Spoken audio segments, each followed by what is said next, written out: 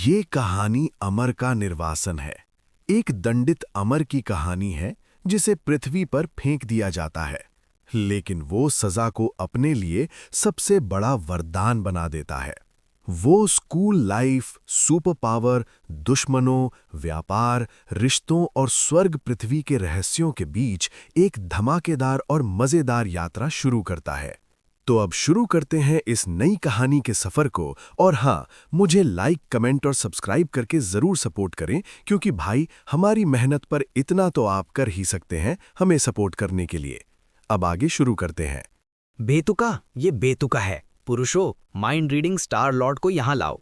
सिंहासन कक्ष में जेठ सम्राट दहाड़ने लगा।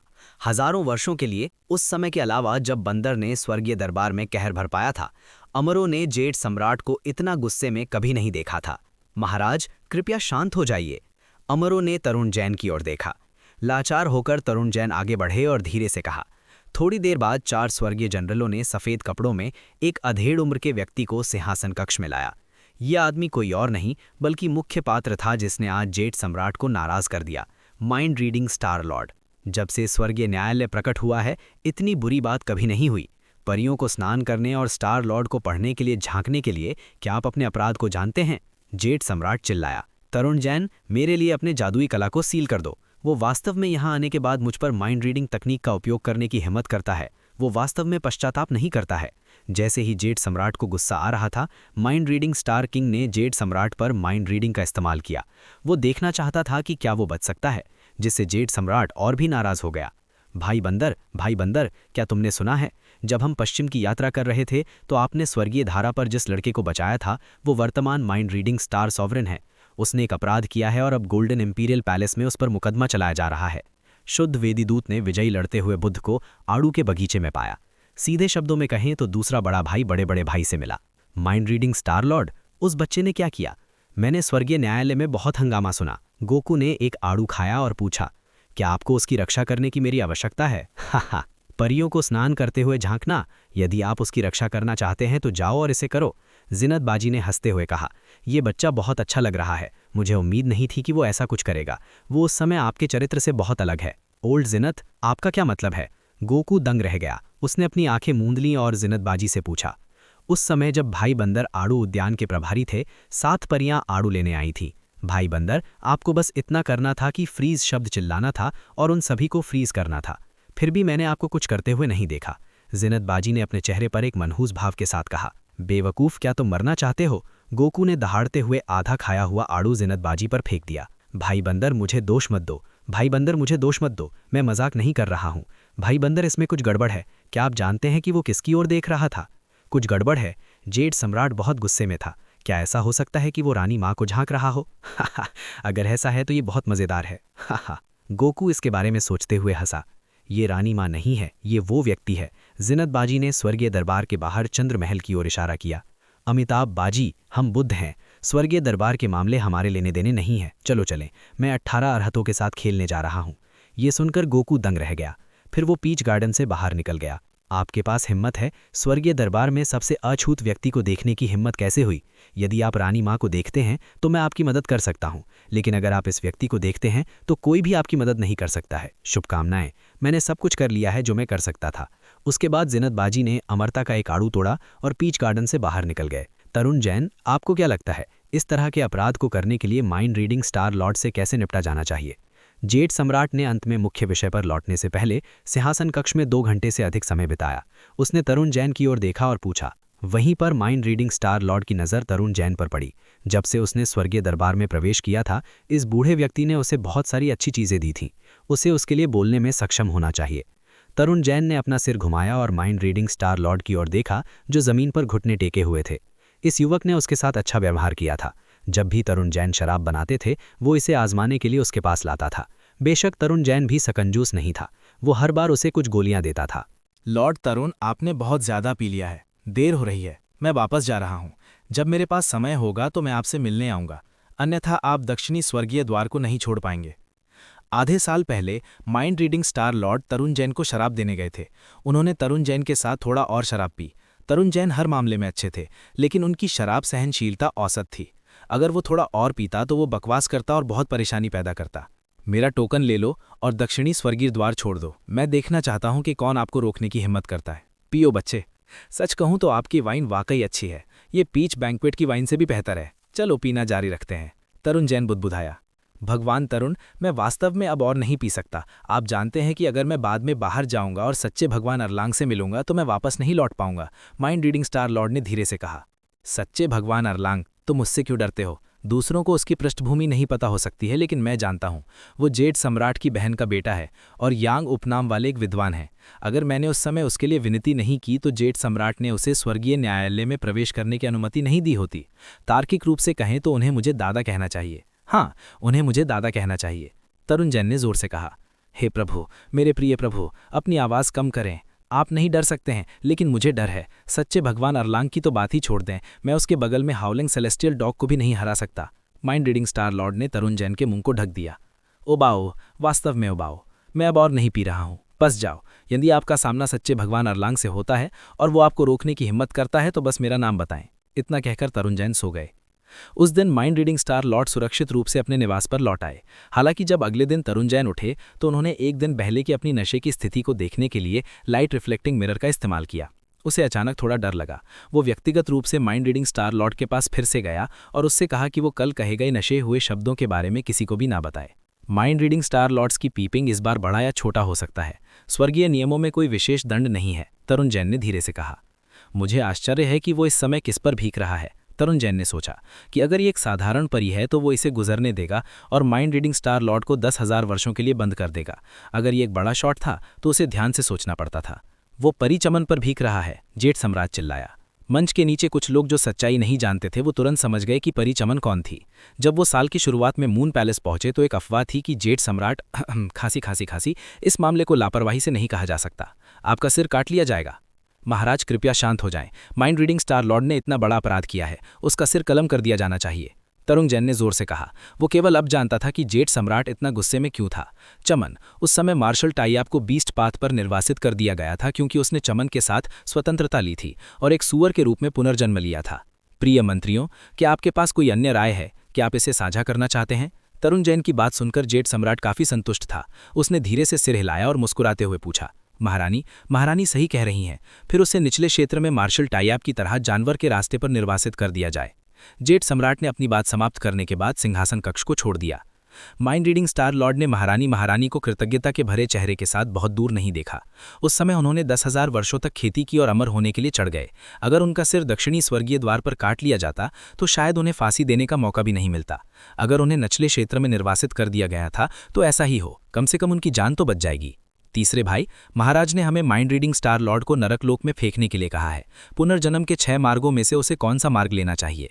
4 स्वर्गीय जनरल्स जो माइंड रीडिंग स्टार लॉर्ड को एस्कॉर्ट कर रहे थे धीरे से पूछा। प्रमुख स्वर्गीय जनरल ने कहा कि महारानी ने कहा था कि उसे मार्शल टाइयाप की तरह जानवर के रास्ते पर लेना चाहिए। कृपया रुको, मुझे माइंड रीडिंग स्टार लॉर्ड से कुछ कहना है।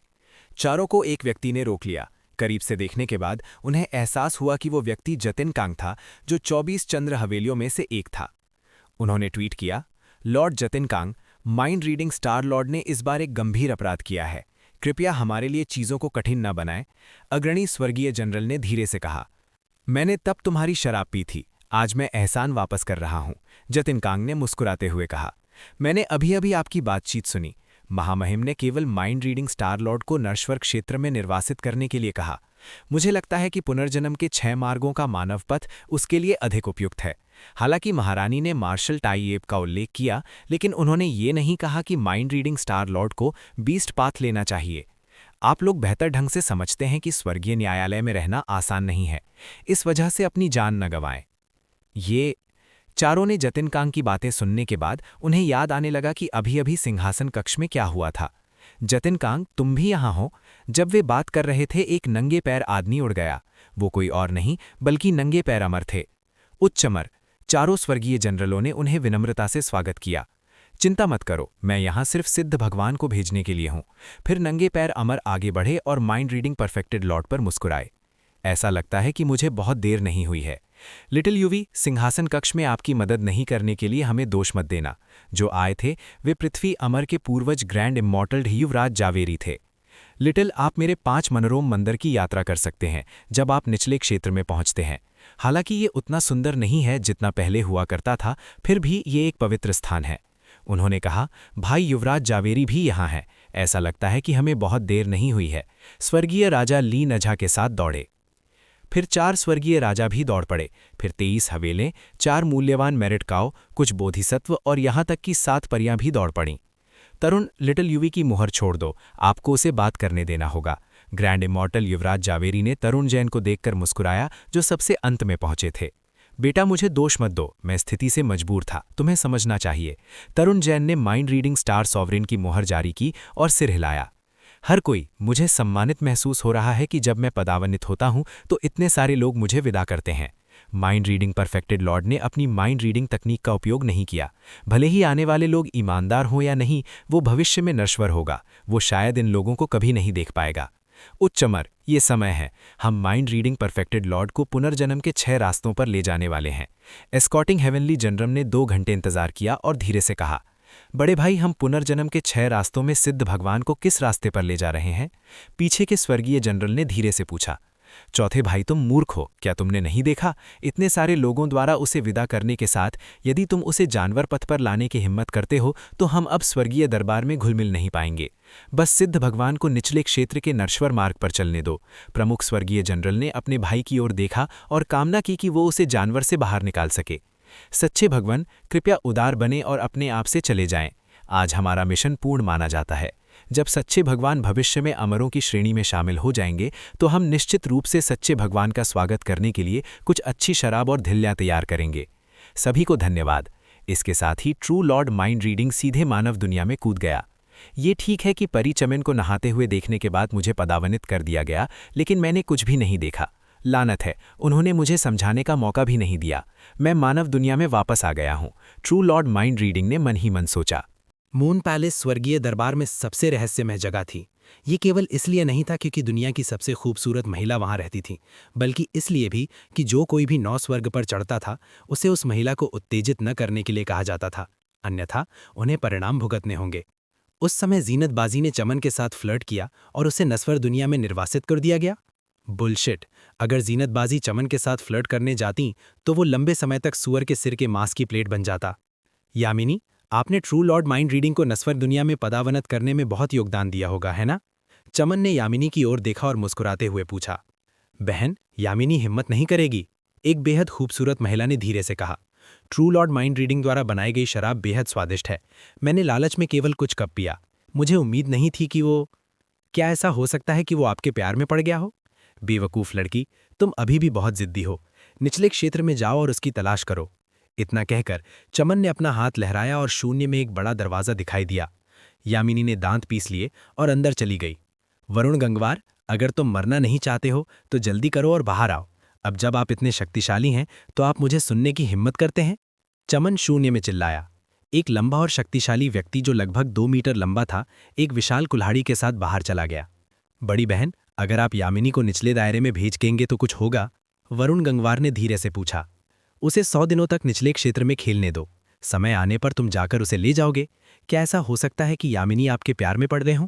चमन ने अपनी आंखें सिकोड़ ली और कहा, यामिनी वास्तव में पहले के मुकाबले अधिक सुंदर है। उसके स्तन बड़े हो रहे हैं। जितना बड़ा उतना सुंदर, वरुण गंगवार ने अवचेतन रूप से कहा। तो क्या वो सुंदर है या मेरी सुंदर?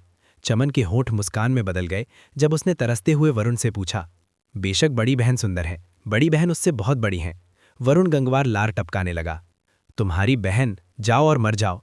इतना कहने के साथ ही एक भयानक बल वरुण गंगवार की ओर दौड़ा। इस समय वरुण गंगवार को एहसास हुआ कि उन्होंने कितनी बड़ी बर्जना की थी।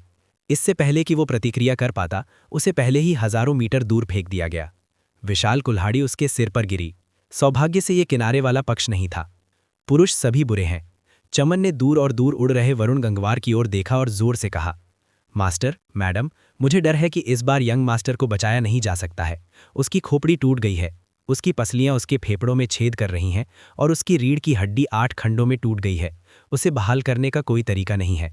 एक बेहद शानदार विला में एक बूढ़ा आदमी जो डॉक्टर की तरह दिखता था ने एक बूढ़े जोड़े से धीरे से कहा, जो लगभग 50 वर्ष के थे, डॉक्टर ललित, कृपया एक और नज़र डालें। लिटिल बैड शरारती और नटखट है, लेकिन वो मरने के लायक नहीं है। आपने पहले भी कई कठिन और जटिल बीमारियों का इलाज किया है, कृपया इस बार पर उस पर एक और नज़र डालें। बुढ़िया ने आंखों में आंसू लेकर धीरे से कहा। डॉक्टर ललित ने थोड़ा सिर हिलाया और फिर से कमरे में चले गए। एक युवक बिस्तर पर लेटा हुआ था। हालांकि उसकी खोपड़ी टूट गई थी, लेकिन फिर भी ये देखा जा सकता था कि ये युवक दिखने में अच्छा था। उसने 360 किलोमीटर प्रति घंटे की गति से गाड़ी चलाई और सीधे नॉर्थ रिंग माउंटेन से टकरा गया। ये सौभाग्य की बात है कि वो रायचंद परिवार में इस शर्त के साथ लौट सकते हैं। उसे बचाओ? कैसा? उसे बचाओ? कैसा? योगेंद्र रायचंद अचंभे में थे। जैसे ही योगेंद्र रायचंद अचंभे में थे, अचानक उनके दिमाग में एक वाक्य उभर कर आया। उन्होंने युवक की बाह पर हाथ रखा और उसे सीधे नाड़ी पर रख दिया। माइंड रीडिंग ऋषि को नस्वर दुनिया में निर्वासित कर दिया गया। अन्य लोगों के विपरीत जिन्हें सीधे पुनर्जन्म लिया था, उन्होंने नस्वर दुनिया से अपनी आत्मा को मानव दुनिया में एक अच्छा मोड़ लेने के लिए एक जादुई ट्रेजर का उपयोग किया। शुरू से शुरू करूं? मेरे पास बर्बाद करने के लिए इतना समय नहीं है। चूंकि मैं मानव दुनिया में हूं, तो मेरे पास एक अच्छा समय होगा। एक दिन में उन्हें वर्तमान मानव दुनिया की बुनियादी समझ थी, तभी उन्होंने यंग मास्टर रणवीर के कार एक्सीडेंट का सीन देखा। युवक, तुम अच्छे दिखने वाले हो। चूंकि आप इतनी अच्छी कार चला सकते हैं, इसलिए आपकी पारिवारिक पृष्ठभूमि अच्छी होनी चाहिए। लेकिन आपका शरीर थोड़ा कमज़ोर है। ऐसा ही होगा। मुझे नहीं पता कि इस शरीर से अमर कैसे बनूं। मैं तुम्हें चुनूंगा। इतना कहने के बाद माइंड रीडिंग ऋषि ने अपनी आत्मा को नश्वर दुनिया से सीधे यंग मास्टर रणवीर से जोड़ दिया। मास्टर, मैडम, यंग मास्टर को अभी भी बचाया जा सकता है। आधे घंटे बाद योगेंद्र रायचंद अस्थिर रूप से रणवीर पटेल के कमरे से बाहर चले गए। वे केवल इतना जानते थे कि यंग मास्टर रणवीर का शरीर, जो मूल रूप से टूट गया था और सर्जरी से ठीक नहीं हो सकता था, पूरी तरह से ठीक हो गया था। अब हालांकि ऐसा लग रहा था कि उसकी जान खतरे में है, केवल कुछ सतही घाव बचे थे। डॉक्टर ललित, क्या आपने जो कहा वह सच है? क्या थोड़ा बुरा वास्तव में ठीक है? बूढ़ी मैडम गायत्री ने अपने पूरे चेहरे पर आंसुओं के साथ पूछा। रणवीर पटेल अपने शुरुआती वर्षों में अपने बेटे को खोने के बाद पटेल परिवार के इकलौते बेटे थे। अगर रणवीर पटेल को कुछ हो जाता तो ओल्ड मैडम गायत्री निश्चित रूप से इस तरह का झटका बर्दाश्त नहीं कर पाती। अभी मैं यंग मास्टर के कमरे में था और उसके शरीर में कंघी करने में उसकी मदद की। जिन हड्डियों को मैंने सोचा था कि उन्हें फिर से नहीं जोड़ा जा सकता है, सभी को फिर से जोड़ा गया है। सौभाग्य से यह बिल्कुल भाग्यशाली है, लेकिन मुझे डर है कि उन्हें ठीक होने में कुछ समय लगेगा, योगेंद्र रायचंद ने धीरे से कहा। उन्हें नहीं पता था कि यंग मास्टर रणवीर का शव कैसे ठीक हो गया।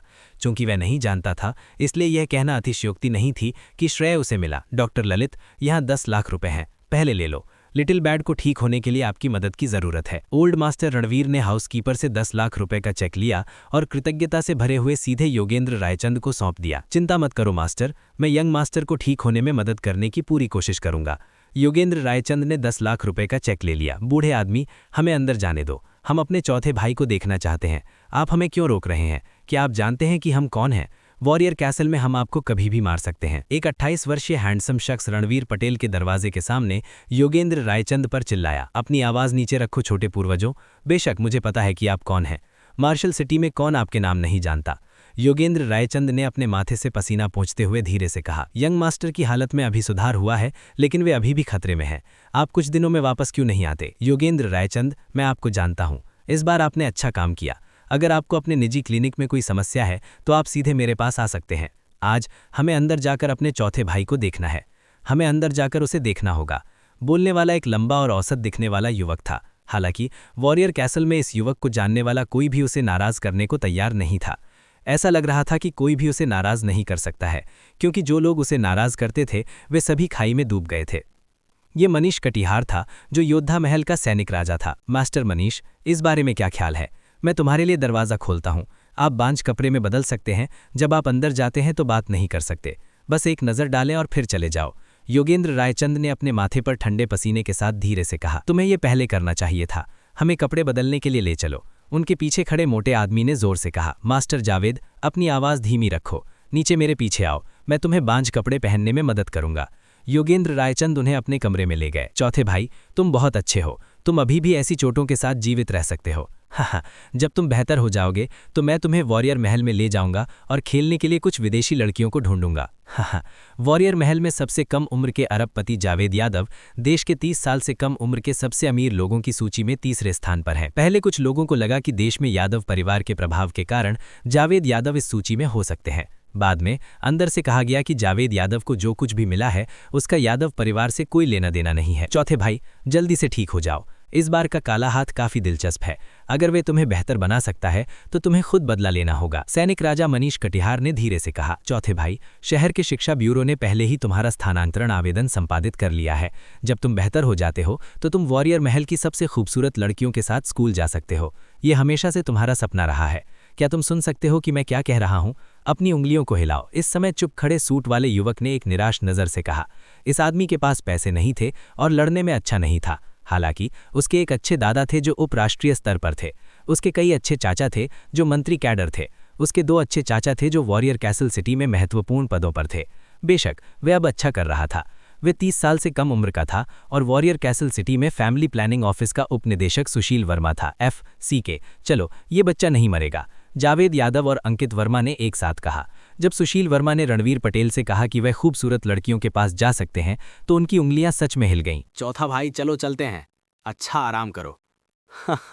आप इस तरह घायल हो गए हैं, लेकिन आप अभी भी महिलाओं के बारे में सोच रहे हैं। आप वास्तव में नहीं बदलते। इतना कहने के बाद सुशील वर्मा रणवीर पटेल की गहन चिकित्सा इकाई को इत्मीनान से छोड़ने वाले आखिरी व्यक्ति थे। मैं बहुत भाग्यशाली हूँ। मुझे मानव दुनिया में भेजा गया था और अमरों द्वारा विदा किया गया था। चाहे वे ईमानदार हों या नहीं, कम से कम कई लोग आए और मुझे पर्याप्त चेहरा दिया। मुझे मानव दुनिया में भेजा गया था। हालांकि इस बच्चे का किरदार अच्छा नहीं है, लेकिन इसके भाई वास्तव में अच्छे हैं। जब मैं बेहतर हो जाऊंगा तो मैं धीरे धीरे 100 साल तक मानव दुनिया में अच्छे जीवन का आनंद लूंगा। इतना कहने के बाद माइंड रीडिंग इमॉर्टल ने अपने आभासी आत्मा को पूरी तरह से रणवीर पटेल के शरीर में विलीन कर दिया। दुनिया में अब कोई माइंड रीडिंग इमॉर्टल नहीं था। वॉरियर कैसल में सबसे कम नुकसान वाले रणवीर पटेल को पुनर्जीवित किया गया था। चमत्कार! ये वास्तव में चिकित्सा जगत में एक चमत्कार है। यंग मास्टर की पुनर्प्राप्ति क्षमता वास्तव में मजबूत है। मैंने अभी उसकी जांच की। उसके शरीर पर कुछ निशान को छोड़कर वह पूरी तरह से ठीक हो गया है। 3 महीने में वॉरियर कैसल में बहुत सी चीजें हुईं, लेकिन सबसे अविश्वसनीय बात यह थी कि वॉरियर कैसल में हुए 4 नुकसानों में से एक, रणवीर पटेल न केवल मौत के कगार से बच गए थे, बल्कि अब पूरी तरह से ठीक भी हो गए थे। बव्वा, ये अच्छा है कि तुम मरे नहीं हो, बूढ़ी महिला गायत्री ने मुस्कुराते हुए कहा। डॉक्टर ललित, लिटिल बैड आपकी वजह से इतनी जल्दी ठीक हो सकता है। यहाँ 10 करोड़ रुपए हैं, कृपया इसे स्वीकार करें। बूढ़ी महिला गायत्री ने योगेंद्र रायचंद को एक चेक दिया। तो मैं इसे स्वीकार कर लूंगा। योगेंद्र रायचंद मुस्कुराए और चेक स्वीकार कर लिया। यंग मास्टर, आपको भविष्य में गाड़ी चलाते समय सावधान रहना चाहिए। मुझे उम्मीद है कि हम भविष्य में मिलने पर उतने ही स्वस्थ हो सकते हैं जितने हम अभी हैं। धन्यवाद अंकल योगेंद्र। हालांकि मुझे डर है कि मैं आपकी इच्छा पूरी नहीं कर पाऊंगा। मैं केवल अपनी किशोरावस्था में हूं और आप लगभग 50 वर्ष के हैं। आप कितने भी जीवित क्यों न रहें, आप मुझसे ज्यादा समय तक नहीं जी पाएंगे। बव्वा, तुम ऐसा कैसे कह सकते हो? ओल्ड मास्टर रणवीर ने जोर से कहा। उन्होंने कहा, ललन यादव, बच्चे से बहस मत करो। जल्दी से क्लिनिक वापस जाओ। अगर कुछ भी है तो मैं आपको फोन करूंगा। रणवीर पटेल की बातों से योगेंद्र रायचंद नाराज नहीं थे। पिछले कुछ वर्षों में वह मूल रूप से हर साल कई बार इस बव्वा से मिलता था। सबसे पहले ठक्करों और धक्कों के कारण कुछ चोटें आईं, बाद में कुंड हथियारों के कारण कुछ मामूली चोटें आईं, फिर नाकू के घाव थे, हाल ही में गुन की गोली घाव भी थे। इस बार ये बच्चा लगभग मर गया। चौथा भाई जल्दी करो और बाहर आओ। देखो बिग ब्रो आपके लिए क्या लाए हैं। सुअर जैसी इस आवाज़ को सुनकर जावेद यादव के अलावा और कौन हो सकता है। रणवीर पटेल बाहर निकले। उनके पीछे 2 बुजुर्ग भी थे। चौथा भाई, ये कार अब से तुम्हारी है। ये 2.8 सेकंड में 100 किलोमीटर प्रति घंटा की रफ्तार पकड़ सकती है। मैंने टायर और पूरी कार बॉडी को बुलेट प्रूफ बनाने के लिए बदल दिया है। मैंने वो सब कुछ बदल दिया है जो आपके लिए बदला जा सकता है। यहाँ तक कि अगर आप पिछली बार की तरह नॉर्थ रिंग माउंटेन से टकराते हैं तो आपको अधिकतम केवल मामूली चोटें ही लगेंगी। चौथा भाई, बुरा नहीं है ना? जावेद यादव ने एक सिल्वर व्हाइट बुगाटी की ओर इशारा किया और हंस पड़े। धन्यवाद दूसरा भाई, मैं इस कार को ले जाऊंगा। चलो अंदर चलते हैं और बैठते हैं। रणवीर पटेल ने देखा कि उनके पिता का चेहरा बदलने वाला है, इसलिए उन्होंने सीधे जावेद यादव को घर में खींच लिया। ची! एक ची के साथ एक बड़ी हरी जीप पटेल विला के बाहर रुकी। ये अभी बुगाटी से भी बदतर थी। भाई मनीष, आपके द्वारा इस तरह से एक सैन्य जीप चलाने के लिए ये छोटा भाई प्रशंसा करता है। बोलते हुए मनीष कटिहार और सुशील वर्मा कार से नीचे उतरे। बड़ा भाई, तीसरा भाई, रणवीर पटेल बाहर चले गए और दोनों को गले लगाया। भाई, मैं फिर से ठीक हूँ। ऐसा कहा जाता है कि जो बड़ी आपदा से बच जाता है उसका सौभाग्य होना तय होता है। दूसरे भाई ने मुझे एक कार दी, क्या आपको भी मुझे कुछ देना नहीं चाहिए? छोटे बव्वा, तुम मेहमानों से कुछ कैसे मांग सकते हो? बूढ़ी महिला गायत्री बाहर चली गई और मुस्कुराते हुए उन तीनों से कहा। धन्यवाद दूसरा भाई, मैं इस कार को ले जाऊंगा। चलो अंदर चलते हैं और बैठते हैं। रणवीर पटेल ने देखा कि उनके पिता का चेहरा बदलने वाला है, इसलिए उन्होंने सीधे जावेद यादव को घर में खींच लिया। ची! एक ची के साथ एक बड़ी हरी जीप पटेल विला के बाहर रुकी। यह भी बुगाटी से भी बदतर थी। चीखना। एक चीख के साथ एक बड़ी हरी जीप पटेल विला के बाहर रुकी। ये अभी बुगाटी से भी बदतर था। भाई मनीष, आपके द्वारा इस तरह से एक सैन्य जीप चलाने के लिए ये छोटा भाई प्रशंसा करता है। बोलते हुए मनीष कटिहार और सुशील वर्मा कार से नीचे उतरे। चौथे भाई, हम आपको देखने के लिए यहाँ हैं, आप बाहर आकर हमारा स्वागत क्यों नहीं करते? मनीष कटिहार चिल्लाया। बालकनी पर झपकी ले रही काली बिल्ली तुरंत बिना किसी निशान के भाग गई। बड़ा भाई, तीसरा भाई, रणबीर पटेल बाहर चले गए और दोनों को गले लगाया।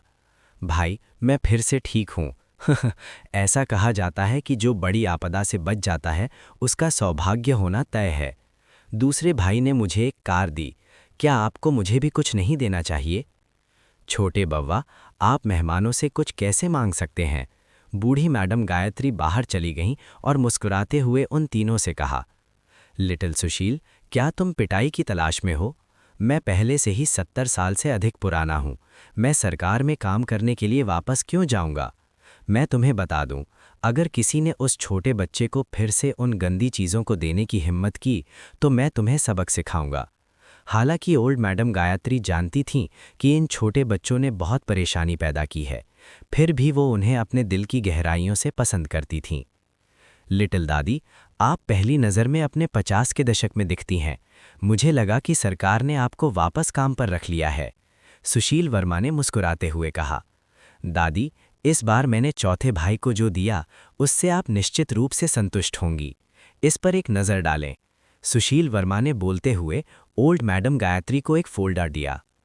ताकेशी विश्वविद्यालय संबद्ध मिडिल स्कूल की प्रवेश सूचना।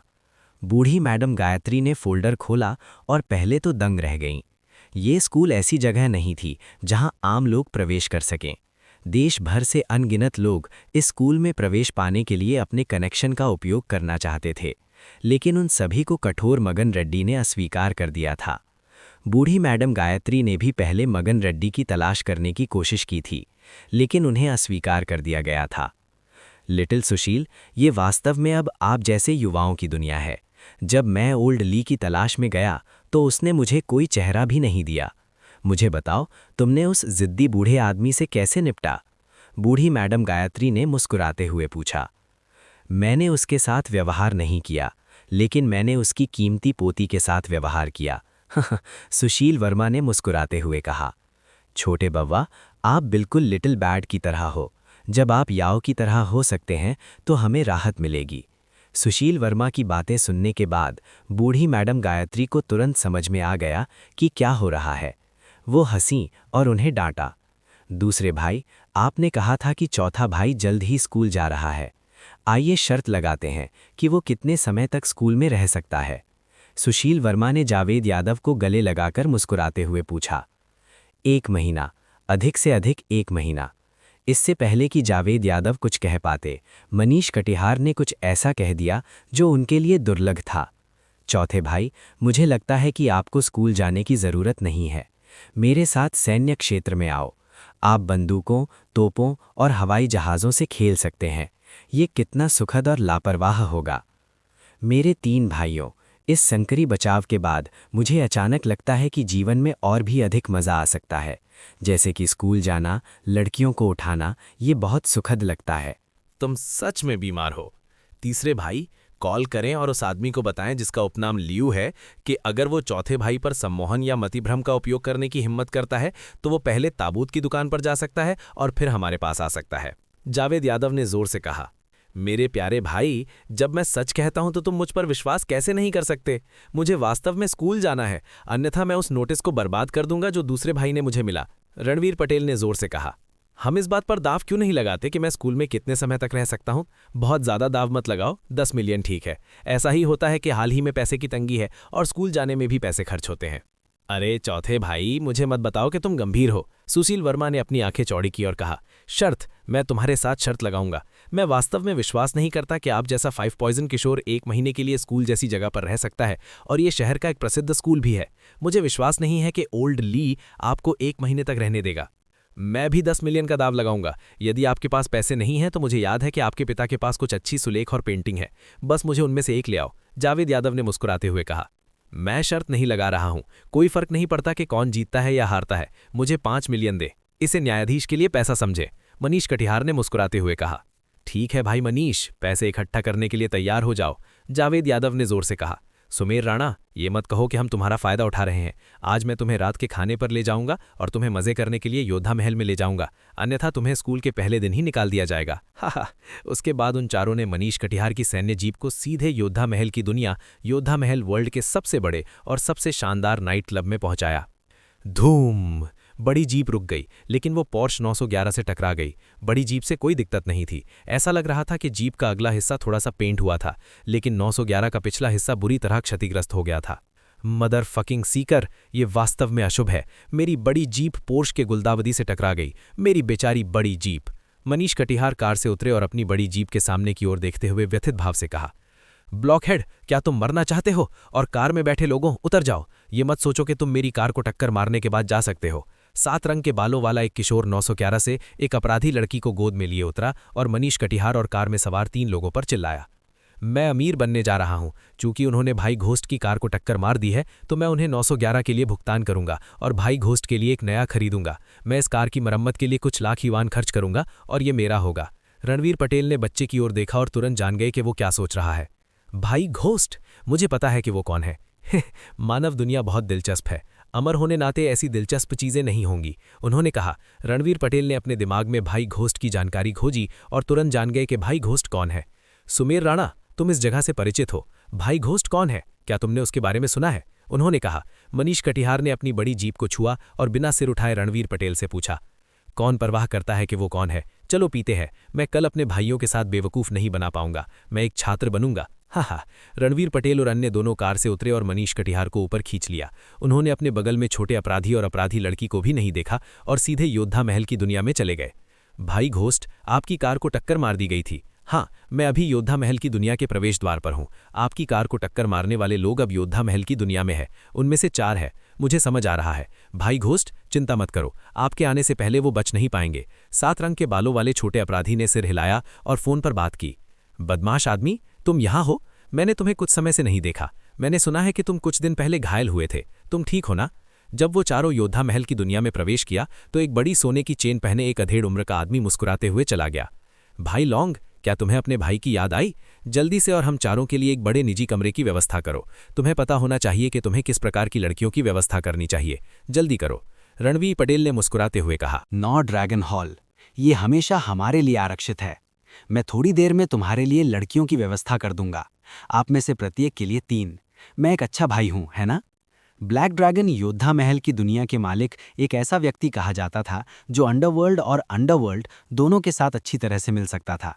किसी ने भी उसे नाराज करने की हिम्मत नहीं की, क्योंकि वो योद्धा महल में ऐसा मनोरंजन शहर खोल सकता था। मैं जल्द ही या बाद में इस ब्लैक ड्रैगन से निपटूंगा। 9 ड्रैगन हॉल में बैठते ही रणवीर पटेल ने जोर जोर से गालियां दी। ओल्ड 4, वो ब्लैक ड्रैगन लड़का बुरा नहीं है।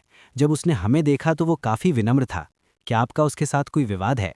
मनीष कटिहार ने मुस्कुराते हुए पूछा। कुछ नहीं। जब मैंने उसके द्वारा पहनी गई बड़ी सोने की चेन देखी तो मुझे असहज महसूस हुआ। रणवीर पटेल ने मुस्कुराते हुए कहा, चलो पहले पीते हैं। मनीष कटिहार और अन्य लोगों को समझ नहीं आया। जैसे ही वे ब्लैक ड्रैगन के साथ चैट कर रहे थे, रणवीर पटेल की माइंड रीडिंग तकनीक ब्लैक ड्रैगन पर गिर गई। योद्धा महल की 4 बुराइयां। FCK, आप लोग मुझे हर बार जब मैं आता हूं भुगतान नहीं करते हैं। मैं आप लोगों को बाद में कुछ बीमार लोगों को लाऊंगा और उन सभी को संक्रमित करूंगा। फुट, ये किस तरह की शराब है? ये घृणित है।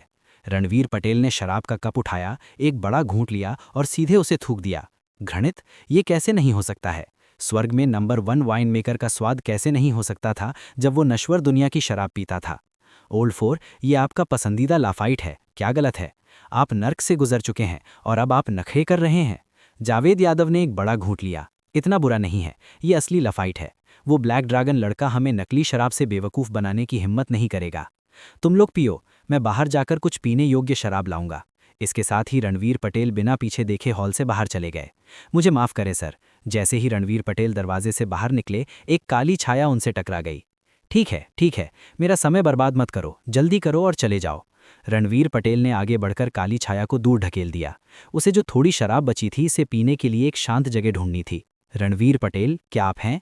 रणवीर पटेल के कानों में एक मीठी आवाज़ सुनाई दी। वो एक सुंदरता थी, एक परम सुंदरता थी। वो 1.65 मीटर लंबी थी और उसके काले बाल उसकी कमर तक पहुंच गए थे। उसकी मिनी स्कर्ट ने उसके राष्ट्रीय खजाने स्तर के पैरों की जोड़ी को दिखाया। उसके चेहरे की नाजुक विशेषताएं उसके परफेक्ट फिगर से मेल खाती थीं।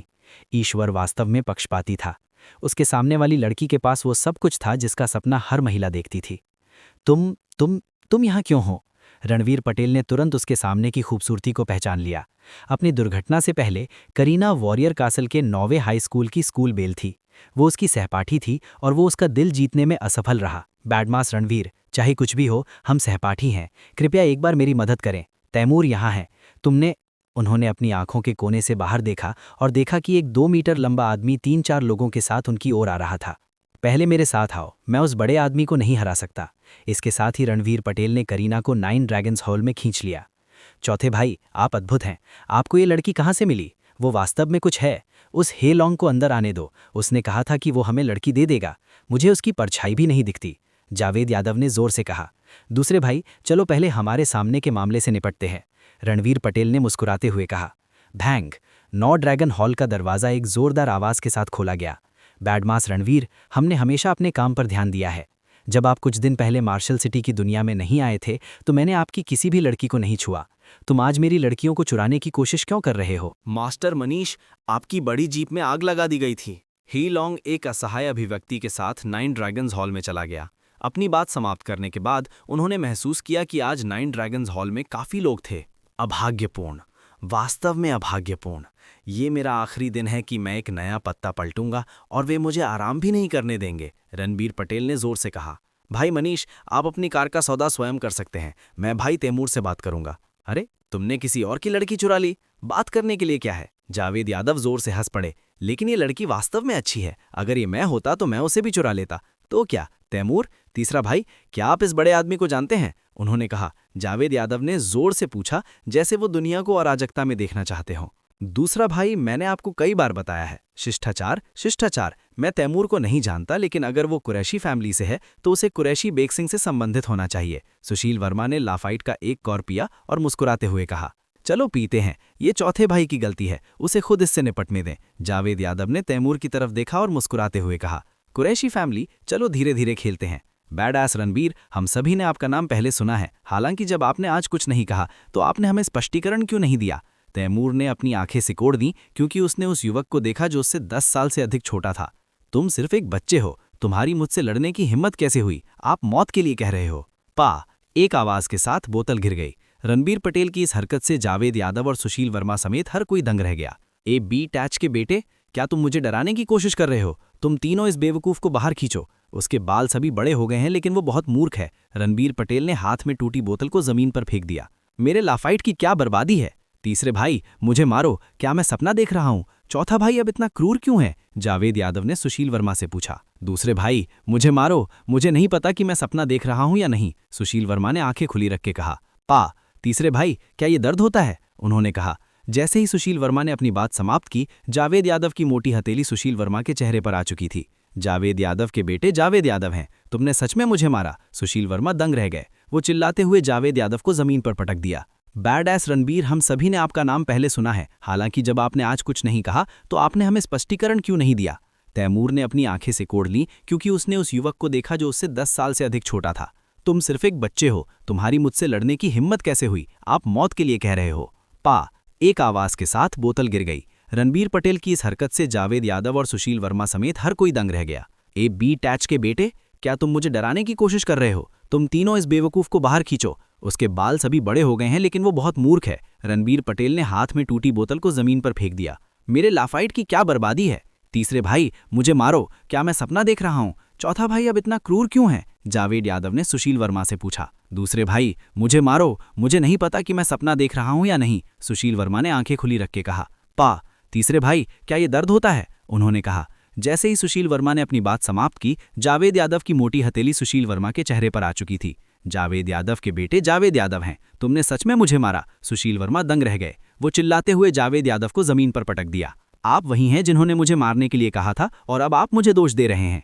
युद्ध शक्ति के मामले में सुशील वर्मा जावेद यादव के खिलाफ जीत नहीं सकते थे क्योंकि वो समान स्तर पर नहीं थे। तीसरे भाई, दूसरे भाई, चलो पहले रुकते हैं, चलो देखते हैं कि भाई मनीष कैसा कर रहे हैं। लगभग 5 मिनट बाद मेज पर लाफाइट पूरी जमीन पर बिखर गया था। रणबीर पटेल ने जमीन पर कुश्ती कर रहे 2 लोगों की तरफ देखा और मुस्कुराते हुए कहा। तीसरे भाई, मैं अभी बहुत भारी था, जल्दी से उठो और चलो भाई मनीष को चेक करते हैं। जावेद यादव ने सुशील वर्मा को ऊपर खींच लिया। दूसरा भाई, अभी जो हुआ उसके लिए मैं आपको दोष नहीं देता, ये मेरा बुरा मुंह था, जल्दी करो और उठो। इतना कहने के बाद दोनों ने एक दूसरे को खड़े होने में मदद की। आप करीना की आंखें चौई हो गईं। क्या ये दो लोग वास्तव में योद्धा महल के प्रसिद्ध चारकीट थे? ये बहुत प्रफुल्लित करने वाला था। सुंदरता, तुम क्या देख रहे हो? क्या आप आज रात रुचि रखते हैं? जैसा कि आप देख सकते हैं, हमारा चौथा भाई बहुत क्रूर है। हम भाई अलग हैं, हम सभी सुसंस्कृत लोग हैं। हम तीनों दिल से दिल की बात कर सकते हैं और भविष्य के बारे में बात कर सकते हैं। सुशील वर्मा ने अपनी आंखें सिकोड़ लीं और करीना की ओर देखा। भाइयों, मैं एक छात्र हूं, आपने गलत समझा। आप, करीना ने लाल चेहरे के साथ कहा। तो क्या हुआ अगर आप एक छात्र हैं? यहाँ नर्सें हैं, परिचारिका, सफ़ेद पोश कार्यकर्ता हैं। हम भाइयों ने हर तरह के लोगों को देखा है, आपको समझाने की ज़रूरत नहीं है। हम बाद में चौथे भाई की देखभाल करेंगे। जावेद यादव ने करीना की ओर देखते हुए कहा। दूसरा भाई, तीसरा भाई, जल्दी करो और बाहर निकलो। मुझे लगता है कि भाई मनीष के साथ कुछ गड़बड़ है। रणवीर पटेल ने दोनों को दो भेड़ियों की तरह देखा जिन्होंने कई सालों से मांस नहीं खाया था, और अचानक एक छोटे से मेमने को पकड़ लिया। उसका चेहरा काली रेखाओं से भरा हुआ था। ये दोनों भाई वास्तव में सबसे अच्छे थे। चिंता मत करो, अगर भाई मनीष इसकी देखभाल नहीं कर सकते तो हम जाने पर भी ये बेकार होगा। रणवीर पटेल ने जावेद यादव की तरफ देखा भी नहीं और जोर से कहा। अरे, तुमने मेरी भाभी को छूने की भी हिम्मत की? अंडरवर्ल्ड के नियमों के अनुसार मुझे आपको 3 स्लैश और 6 छेद देने चाहिए। राजवंश के नियमों के अनुसार आप नहीं जानते कि कैसे मरना है। पवन पटेल को अब और बर्दाश्त नहीं हुआ और उन्होंने दहाड़ते हुए कहा। अब मैं औपचारिक रूप से उसे आपसे मिलवाता हूं। उसका नाम करीना है, वो मेरी औरत है, तुम्हारी भाभी है। अरे चौथे भाई, ये मजाक बहुत बड़ा है। आप केवल थोड़ी देर के लिए बाहर गए हैं और आपने हमें पहले ही एक भाभी दे दी है। जावेद यादव दंग रह गए और चिल्लाने लगे। तुम्हारी औरत? वो अभी भी कुंवारी है। चौथे भाई, तुम ये कहने की हिम्मत करते हो कि वो तुम्हारी औरत है? यदि वो नहीं है तो आप इसे कभी नहीं उठा पाएंगे। जावेद यादव, सुशील वर्मा और रणवीर पटेल, अगर आप 10 सेकंड में मेरे सामने नहीं आ सकते हैं तो हम अब भाई नहीं हो सकते। जब वे झगड़ रहे थे तब मनीष कटिहार अचानक इमारत के बाहर चिल्लाया। धिक्कार है, अगर तुम मरना नहीं चाहते हो तो मेरे रास्ते से हट जाओ। जावेद यादव चिल्लाए और वॉरियर कैसल की दुनिया से बाहर भाग गए। रास्ते में जावेद यादव को देखने वाले सभी लोगों की आंखें चौड़ी हो गईं। इतना मोटा आदमी इतनी तेजी से कैसे दौड़ सकता है? भाई मनीष, क्या आप हार गए? जावेद यादव, सुशील वर्मा और रणवीर पटेल ने मनीष कटिहार को घेरते हुए लोगों के एक समूह को देखा और उनके दिल तन गए। जावेद यादव ने धीमी आवाज में पूछा, क्या हानि? उन्होंने कहा कि वे मेरे साथ तर्क करेंगे। आप लोगों के लिए बिना लड़े काम करना अधिक उपयुक्त है, इसलिए मैंने आप लोगों को बुलाया। मनीष कटिहार ने मुस्कुराते हुए उन 3 लोगों से कहा जो भाग रहे थे। तीसरे भाई, क्या आप ये करना चाहते हैं या मुझे करना चाहिए? जावेद यादव ने सुशील वर्मा की तरफ देखा और मुस्कुराते हुए कहा। तुम लोग अंदर जाओ और अपने बड़े भाई के साथ पियो, ये मेरी जगह है, मैं ये करूंगा। रणवीर पटेल ने एक कदम आगे बढ़ाया और मुस्कुराते हुए तीनों से कहा, ठीक है, चलो पीते हैं और इसे चौथे भाई पर छोड़ देते हैं। मनीष कटिहार पहले तो दंग रह गए, फिर वे जावेद यादव और सुशील वर्मा के साथ वॉरियर कैसल की दुनिया में चले गए, जो कुछ कहना चाहते थे। बड़े भाई, क्या चौथा भाई ठीक है? मैंने उस आदमी को देखा है जिसे गणेश कहा जाता है, उससे निपटना आसान नहीं है। तीनों कमरे में बैठ गए और सुशील वर्मा ने धीरे से कहा, क्या आप लोगों ने देखा है कि चौथा भाई बदल गया है?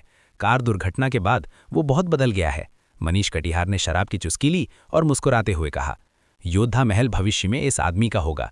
बड़े भाई, मुझे पता है कि चौथे भाई ने आपको तब बचाया था, अन्यथा हम उस छोटे आदमी के साथ इतनी अच्छी तरह से नहीं मिल पाते जो केवल खाना पीना, जुआ खेलना और धूम्रपान करना जानता है। हालांकि हम महसूस कर सकते हैं कि चौथा भाई पिछले कुछ सालों में बहुत बड़ा हो गया है, लेकिन ये इस हद तक नहीं है कि भविष्य में मार्शल सिटी उसका होगा। सुशील वर्मा ने धीरे से कहा। दूसरा भाई, तीसरा भाई, अगर आप दोनों उनके साथ तर्क करते हैं तो आपको क्या लगता है कि आप कितना प्राप्त कर सकते हैं? मनीष कटिहार ने मुस्कुराते हुए पूछा। भाई मनीष, आपकी कार की कीमत लगभग 30 मिलियन रुपए है। आग ने अभी कार के इंटीरियर को जला दिया, लेकिन बड़े हिस्से कोई समस्या नहीं है। अगर हम अपने परिवार की शक्ति का उपयोग नहीं करते हैं तो उन्हें आपको 20 मिलियन रुपए देने के लिए कहना कोई बड़ी समस्या नहीं है। सुशील वर्मा ने मुस्कुराते हुए कहा। 30 मिलियन रुपए? जावेद यादव ने कोई सफाई नहीं दी और मुस्कुराते हुए कहा, आइए चौथे भाई के वापस आने का इंतजार करें और देखें कि वो क्या कर सकता है। मनीष कटिहार ने हंसते हुए कहा। रणवीर पटेल, ये आपके बड़े भाई की कार थी जिसने सबसे पहले मुझे टक्कर मारी। आप हमारी कार को ठीक करें और हम आपके बड़े भाई की कार को उसकी मूल स्थिति में बहाल कर देंगे। आप और क्या चाहते हैं? पीठ पर खोपड़ी के टैटू वाले एक शर्टलेस आदमी ने अहंकार से कहा। ये टूटी हुई जीप मैं तुम्हें 10,000 रुपए का भुगतान करूंगा, लेकिन मेरा 911, अगर आपके पास 5 लाख रुपए नहीं है तो आप इसे ठीक नहीं कर पाएंगे। बोलने वाले व्यक्ति को वॉरियर कैसल सिटी और वॉरियर कैसल वर्ल्ड में ब्रदर घोस्ट कहा जाता था। वो एक जानी मानी शख्सियत थे। जारी रखें। रणवीर पटेल को साफ सुथरी जगह मिली और वे सीधे बैठ गए। बस इतना ही। हम आपके साथ संघर्ष नहीं करना चाहते हैं, लेकिन हम इसे ऐसे ही जाने नहीं दे सकते। भाई घोस्ट ने जोर से कहा। 100 मिलियन रुपए।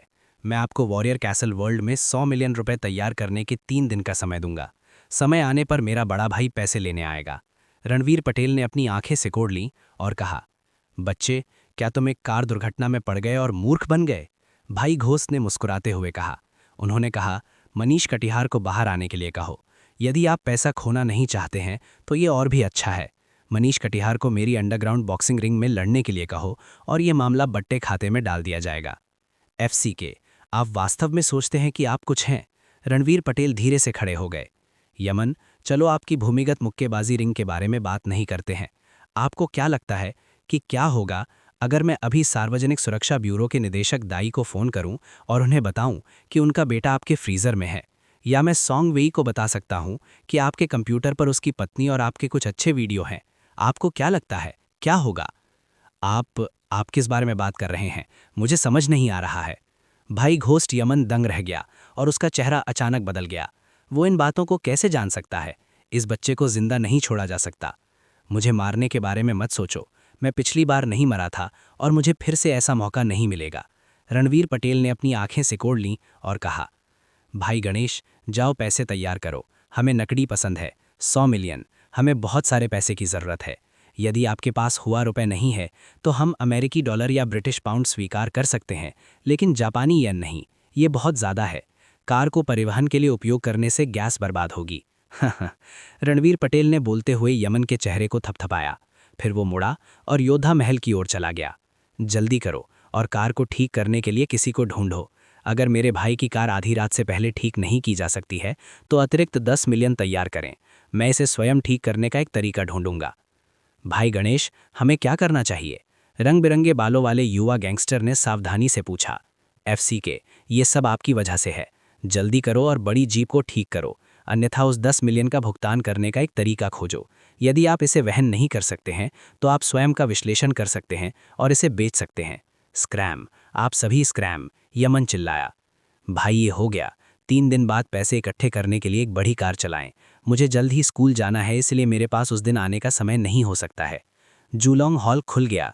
रणवीर पटेल हाथ में शराब गौडू लेकर अंदर आए और मुस्कुराते हुए कहा, सुमेर राणा, तुमने उस आदमी से कार ठीक करने के लिए कितना कहा था? जावेद यादव ने मुस्कुराते हुए पूछा। रणवीर पटेल बैठ गए और याब को करीना ने गले लगा लिया। उसने गौडू खोला और शराब की एक घूंट पी। फिर उसने धीरे से एक उंगली बढ़ाई। 10 मिलियन? भाई मनीष, चलो देखते हैं। मैं कहता हूँ चलो चलते हैं। आपकी कार के इंटीरियर को ठीक करने के लिए 1 मिलियन लगभग पर्याप्त है। सुशील वर्मा ने मुस्कुराते हुए कहा। सुशील वर्मा की बात सुनकर रणबीर पटेल एक पल के लिए स्तब्ध रह गए। फिर उसने अपना सिर हिलाया। FUCK सुमेर राणा, मुझे मत बताओ कि तुमने केवल 1 लाख मांगे थे। हालांकि ये हमारा भाई था जिसने पहले अपनी कार को टक्कर मारी, लेकिन हमें कोई नुकसान नहीं हुआ। क्या वे अंधे हैं? बिग ब्रदर की बड़ी जीप भी कुछ ऐसी है कि उनकी घटिया कार सड़क को अवरुद्ध कर सकती है? जावेद यादव ने नाखुश होकर कहा। सुमेर राणा, बुरा नहीं है। 10 मिलियन कोई छोटी राशि नहीं है। मैं आपको इसका आधा हिस्सा बाद में दूंगा। मनीष कटिहार ने मुस्कुराते हुए रणबीर पटेल की ओर देखा। उन चारों के लिए 10 करोड़ रुपए कोई बड़ी रकम नहीं थी। हालांकि ये मनीष कटिहार की उम्मीदों से पूरी तरह परे था कि रणबीर पटेल दूसरों के साथ बहस करके 1 करोड़ रुपए जीत सकते थे। अगर भाई मनीष इसका आधा हिस्सा मेरे साथ साझा करने को तैयार हैं तो मैं इसे ले लूंगा। समय आने पर सीधे मेरे कार्ड में पैसे ट्रांसफर कर दें। चलो आज किसी और चीज़ के बारे में बात नहीं करते हैं। चलो पीते हैं, चलो पीते हैं। रणबीर पटेल ने मुस्कुराते हुए कहा। तुम करीना, मैंने आज तुम्हें बचाया, तुम मुझे कैसे चुकाओगी? ऐसा कहा जाता है कि जो लोग एक बड़ी आपदा से बच जाते हैं उनका सौभाग्य होना तय है। मुझे देखो, मैं बहुत दुखी हूँ कि मेरा सौभाग्य अभी तक नहीं आया है। तुम आज रात मेरे साथ क्यों नहीं जाते और मेरा सौभाग्य क्यों नहीं लाते? उन्होंने कहा। रणबीर पटेल, कुछ सम्मान दिखाओ। क्या आपने इसे पहले नहीं कहा था? आप महिलाओं को मजबूर नहीं करते हैं। क्या गलत है? क्या अब आप कमज़ोरों को धमकाने जा रहे हैं? तुम, करीना ने चौड़ी आंखों से कहा। छोटी लड़की, तुम देर सवेरे मेरी हो जाओगी। क्या तुम अपने दिल में नहीं सोच रही थी कि अगर तुम विरोध नहीं कर सकती तो बस मेरे जैसे बदमाश के अधीन हो जाओ? वैसे भी मेरे जैसा बदमाश अच्छा लग रहा है। यदि आप बारीकी से देखें तो ये इतना कष्टप्रद नहीं है। हा हा हा, रणबीर पटेल ने हंसते हुए कहा। ऐसा कौन सोचेगा, मैं घर जा रहा हूं। यदि आप वास्तव में चाहते हैं कि मैं तुम्हारी महिला बनूं तो तुम्हें कड़ी मेहनत करनी होगी। वर्तमान स्थिति के साथ यदि तुम चाहते हो कि मैं यानी करीना तुम्हारे साथ रहूं तो तुम्हें अभी भी एक लंबा रास्ता तय करना है। इसके साथ ही करीना लाल चेहरे के साथ रणबीर पटेल के आलिंगन से मुक्त हो गईं और बिना पीछे देखे 9 ड्रैगन्स हॉल से बाहर चली गईं। सुमेर राणा, क्या तुम उसे ऐसे ही जाने दे रहे हो? हमने बस स्पष्ट रूप से पूछा। उसने तुम्हें एक उपकरण के रूप में इस्तेमाल किया। तैमूर का मामला उनके कारण हुआ था, है ना? जावेद यादव ने जोर से कहा। वो देर सवेरे मेरी औरत बनेगी, जल्दी क्या है? रणबीर पटेल ने मुस्कुराते हुए कहा। आप में से प्रत्येक को एक साफ कप मिलता है। मैं आपको बता दूंगा कि शराब क्या है। मैं इतने सालों से तुम्हारे साथ घोड़े का पेशाब पी रहा हूं, इसके बारे में सोचकर ही मुझे बीमार लगता है। सुमेर राणा, क्या तुम पिटाई की तलाश में हो? वॉरियर महल पहली जगह है जहां तुम हमें लाए हो। अब तुम कहते हो कि तुम इतने सालों से हमारे साथ घोड़े का पेशाब पी रहे हो? ये बकवास है। मैं अभी एक कप लेने जाऊंगा। आइए देखते हैं कि तुम किस प्रकार की अच्छी शराब ला सकते हो। इसके साथ ही सुशील वर्मा 9 ड्रैगन्स हॉल से बाहर निकल गए। एक क्षण बाद उनके हाथों में 3 उत्कृष्ट क्रिस्टल कप दिखाई दिए। इन कपों का उपयोग करना शराब की बर्बादी है। इसे भूल जाओ, इसे भूल जाओ, बस इसके साथ काम करो, रणबीर पटेल ने सिर हिलाते हुए कहा। सुमेर राणा, अपने आप से इतना भरा मत बनो, अन्यथा तुम चेहरा खोने वाले व्यक्ति होगे, जावेद यादव ने जोर से कहा। उसने पहले भी अपने सामने कप देखे थे। ब्लैक ड्रैगन ने किसी को इन्हें क्रिस्टल से तराशने के लिए कहा था। उन्होंने अनुमान लगाया कि मार्शल सिटी में उन लोगों की संख्या जो ब्लैक ड्रैगन को इन्हें बाहर निकालने पर मजबूर कर सकते हैं, उन्हें एक तरफ गिना जा सकता है। रुको सुमेर राणा, क्या तुम उस लौकी से शराब डालने जा रहे हो जो तुमने अभी हमारे लिए पिया? ये एक नई बोतल है, इतने कंजूस मत बनो। सुशील वर्मा ने रणबीर पटेल को रोकने के लिए अपना हाथ बढ़ाया, जो शराब डालने जा रहे थे। अनुज राणा, सुमेर राणा को शराब डालने दो। जैसे ही रणबीर पटेल कमरे में प्रवेश किया, मनीष कटिहार की आंखें लौकी से कभी नहीं हटी। ये बहुत हद तक उस अजीब लौकी की तरह लग रहा था जिसे अनगिनत विशेषज्ञ उसकी उम्र नहीं बता सकते थे। FUCK, तुम लोग आगे बढ़ो, मैं इस 1982 लाफाइट को पीऊंगा। ये कहकर सुशील वर्मा ने 1982 लाफाइट की बोतल उठाई और एक तरफ बैठ गए। रणबीर पटेल थोड़ा मुस्कुराया। उसने 3 कपों में 2/3 शराब डाली, फिर लौकी से एक बड़ा घूंट पिया। उसे इस बात की परवाह नहीं थी कि उसके तीनों भाई पीते हैं या नहीं। उन्होंने निश्चिंत होकर एक धुन गुनगुनाई और भविष्य के बारे में सोचा। भाई, चलो एक ड्रिंक लेते हैं। आओ उस अच्छी शराब का स्वाद लेते हैं जिसका सुमेर राणा ने उल्लेख किया था। जावेद यादव ने अपना कप उठाया और मनीष कटिहार के कप से टकराया। उसने अपना सिर उठाया और इंद्रधनुषी रंग की शराब अपने पेट में डाल ली। अनुज राणा, मेरा हाथ छोड़ दो, मैं तुम्हें मारना नहीं चाहता, मेरा हाथ छोड़ दो। मनीष कटिहार और जावेद यादव ने एक ही समय पर शराब को अपने पेट में डाला। उनके दूसरे हाथों ने उसी समय बचे हुए फुल वाइन कप को तुरंत दबा दिया। भाई मनीष, इन सभी वर्षों में मैंने आपसे कभी कुछ नहीं मांगा, है ना? जब आप सेना में गए और पैसे मांगे तो मैंने अपनी पलकें भी नहीं झपकाईं। मैंने आपके लिए 100 मिलियन रुपए में एक ट्रक चलाया। जब आप अमेरिका में मिशन चला रहे थे तो मुझे आपके आनंद लेने के लिए अमेरिकी सितारे भी मिले। आज मैं कुछ और नहीं मांगता, बस मेरा हाथ छोड़ दो, जावेद यादव ने गंभीर चेहरे के साथ कहा। लानत है, आप लोग अभिनय कर रहे हैं। इसके साथ ही सुशील वर्मा ने शराब के प्याले को अपनी उंगली से छुआ और अपने मुंह में चाटा। भाई भाई, जाने दो, यदि आप जाने नहीं देंगे तो मैं पुलिस को बुलाऊंगा, सुशील वर्मा चिल्लाए। आप लोगों ने एक एक कप खत्म कर दिया है, ये प्याला मेरा है, मेरा हाथ जाने दो। अनुज राणा, आपने खुद कहा था, यदि तुम नहीं पीते हो तो मेरा हाथ छोड़ दो, अन्यथा शराब का प्याला टूट जाएगा और कोई भी नहीं पी सकता, मनीष कटिहार ने जोर से कहा। जाने दो, नहीं तो मैं गोली मार दूंगा। इसके साथ ही मनीष कटिहार ने सच में अपनी कमर से एक गोल्डन डेजर्ट ईगल निकाला। भाई, तुम यहां गोली मार सकते हो, इस हिस्से को छोड़कर मेरा पूरा शरीर बुलेट प्रूफ है, जावेद यादव ने हंसते हुए अपने सिर की ओर इशारा किया। पा रणबीर पटेल के हाथ में शराब लौकी जमीन पर गिर गई। मेरा हाथ फिसल गया, लौकी कौन उठा सकता है, इसमें से आधे से अधिक बचे हैं, रणबीर पटेल ने जोर से कहा। आप लोग इस कप में शराब पी सकते हैं। मनीष कटिहार सीधे शराब की लौकी पर कूद गए जो अभी भी जमीन पर घूम रही थी। भाई मनीष, आप मेरे गैरेज में कोई भी कार चुन सकते हैं, मुझे लौकी खाने दो। जावेद यादव की प्रतिक्रिया थोड़ी धीमी थी, लेकिन वो लौकी के करीब थे। उन्होंने और मनीष कटिहार ने एक ही समय में लौकी पकड़ ली। लानत है, मैं पहले इस कप को पीऊंगा। सुशील वर्मा ने एक घूंट में शराब को प्याले में पी लिया और प्याले को अपनी जीभ से चाटा। बड़े भाई, तीसरे भाई, इस लौकी में बहुत सारी शराब होनी चाहिए, इस बारे में क्या ख्याल है? आइए हम सब एक कप पीते हैं, नहीं तो कोई भी इसे नहीं पी पाएगा। सुशील वर्मा ने शराब का कप पकड़ा और धीरे से कहा, दफा हो जाओ, इसका आपसे कोई लेना देना नहीं है। मनीष कटिहार और जावेद यादव ने एक ही समय में कहा। तो फिर तुम लोग आगे बढ़ो, सुशील वर्मा ने कहा और रणवीर पटेल के पास चले गए। भाई, क्या आपके पास अब भी वो शराब है? आपको कल स्कूल जाना है, मैंने आपके नोटिस पर बहुत प्रयास किया। जब मनीष कटिहार ने सुशील वर्मा की बात सुनी तो वो तुरंत होश में आ गए और जावेद यादव से जोर से कहा, फैटी, जाने दो, मैं इस लौकी को आपके साथ साझा करूंगा। भाई सी के पास और भी बहुत कुछ है, हम इस लौकी के लिए क्यों लड़ रहे हैं? भाई मनीष, जाने दो, मैं आपको हरा नहीं सकता। अगर मैं इसे आपको देता हूं और आप मेरे साथ इसे साझा नहीं करते हैं तो मैं हार जाऊंगा।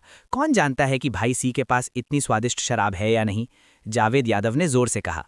ठीक है भाई, तुम लौकी ले लो। यदि तुम मुझे एक बूंद से भी कम देने की हिम्मत करते हो तो मैं वादा करता हूं कि मैं तुम्हारे गैराज में एक टैंक चलाऊंगा। इतना कहने के बाद मनीष कटिहार ने अनिच्छा से लौकी को छोड़ दिया। भाइयों, मैं आपसे सिर्फ एक सवाल पूछना चाहता हूं। मैंने अभी कहा कि मैं इन सभी वर्षों में घोड़े का पेशाब पी रहा हूं, क्या ये सही है? पवन पटेल ने शरारती मुस्कान के साथ उन तीनों की ओर देखा। हाँ, इसका स्वाद घोड़े के पेशाब से भी बुरतर था, जावेद यादव ने जोर से कहा। अच्छा भाई, मेरे बुरे भाई, मुझे सच बताओ, क्या आपके पास ये शराब अधिक है? ज्यादा नहीं, लेकिन भाइयों, आप में से प्रत्येक बाहर जा सकता है और एक बोतल ले सकता है। मैं आप में से प्रत्येक के लिए एक बोतल डाल सकता हूं, रणवीर पटेल ने मुस्कुराते हुए कहा। दूसरा भाई, पहले मुझे मेरी लौकी दे दो।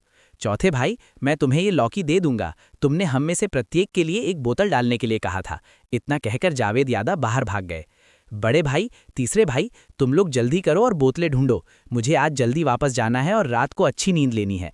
कल तुम्हारा छोटा भाई स्कूल जाएगा। हा हा हा, रणवीर पटेल ने मुस्कुराते हुए कहा। 1 घंटे तक इंतजार करने के बाद जावेद यादव सबसे पहले अंदर आए। जावेद यादव के हाथ में शराब के जार से रणवीर पटेल को झटका लग गया था। इसका व्यास 1 मीटर से अधिक था और ये लगभग आधे व्यक्ति की ऊंचाई था। गनीमत रही कि जावेद यादव इसे कैरी करने में सफल रहे।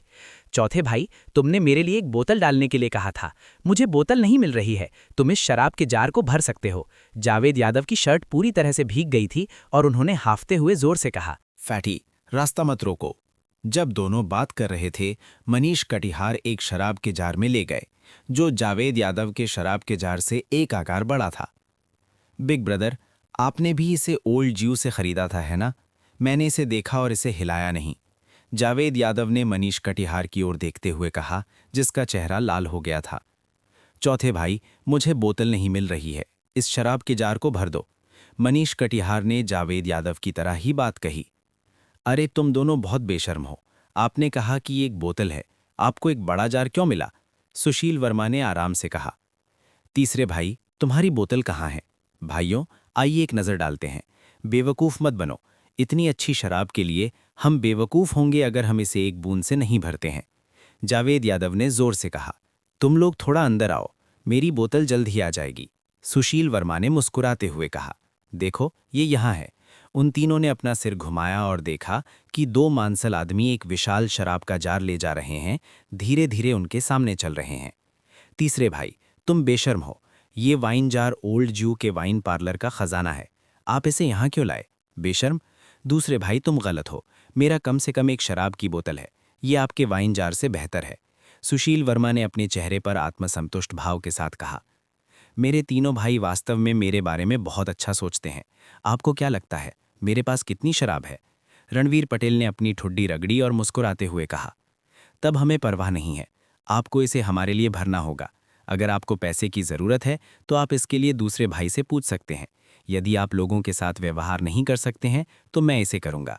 कोई बात नहीं, आपको इसे हमारे लिए भरना होगा। घोड़े के मूत्र से हमें बेवकूफ़ बनाने की कोशिश मत करो। मनीष कटिहार ने जोर से कहा। अपना सामान ले जाओ और मेरे पीछे घर आओ। चूंकि मेरे तीनों भाई पीना चाहते हैं, इसलिए मैं आज उदार बनूंगा और आपके कप भरूंगा। हा, मांग ने कहा कि वो इत्मीनान से वॉरियर महल से बाहर चला गया। अरे, चौथे भाई को इतनी अच्छी शराब कब मिली? अगर वो हमारे सभी कप भर देता है तो कम से कम कुछ 100 जिन होंगे।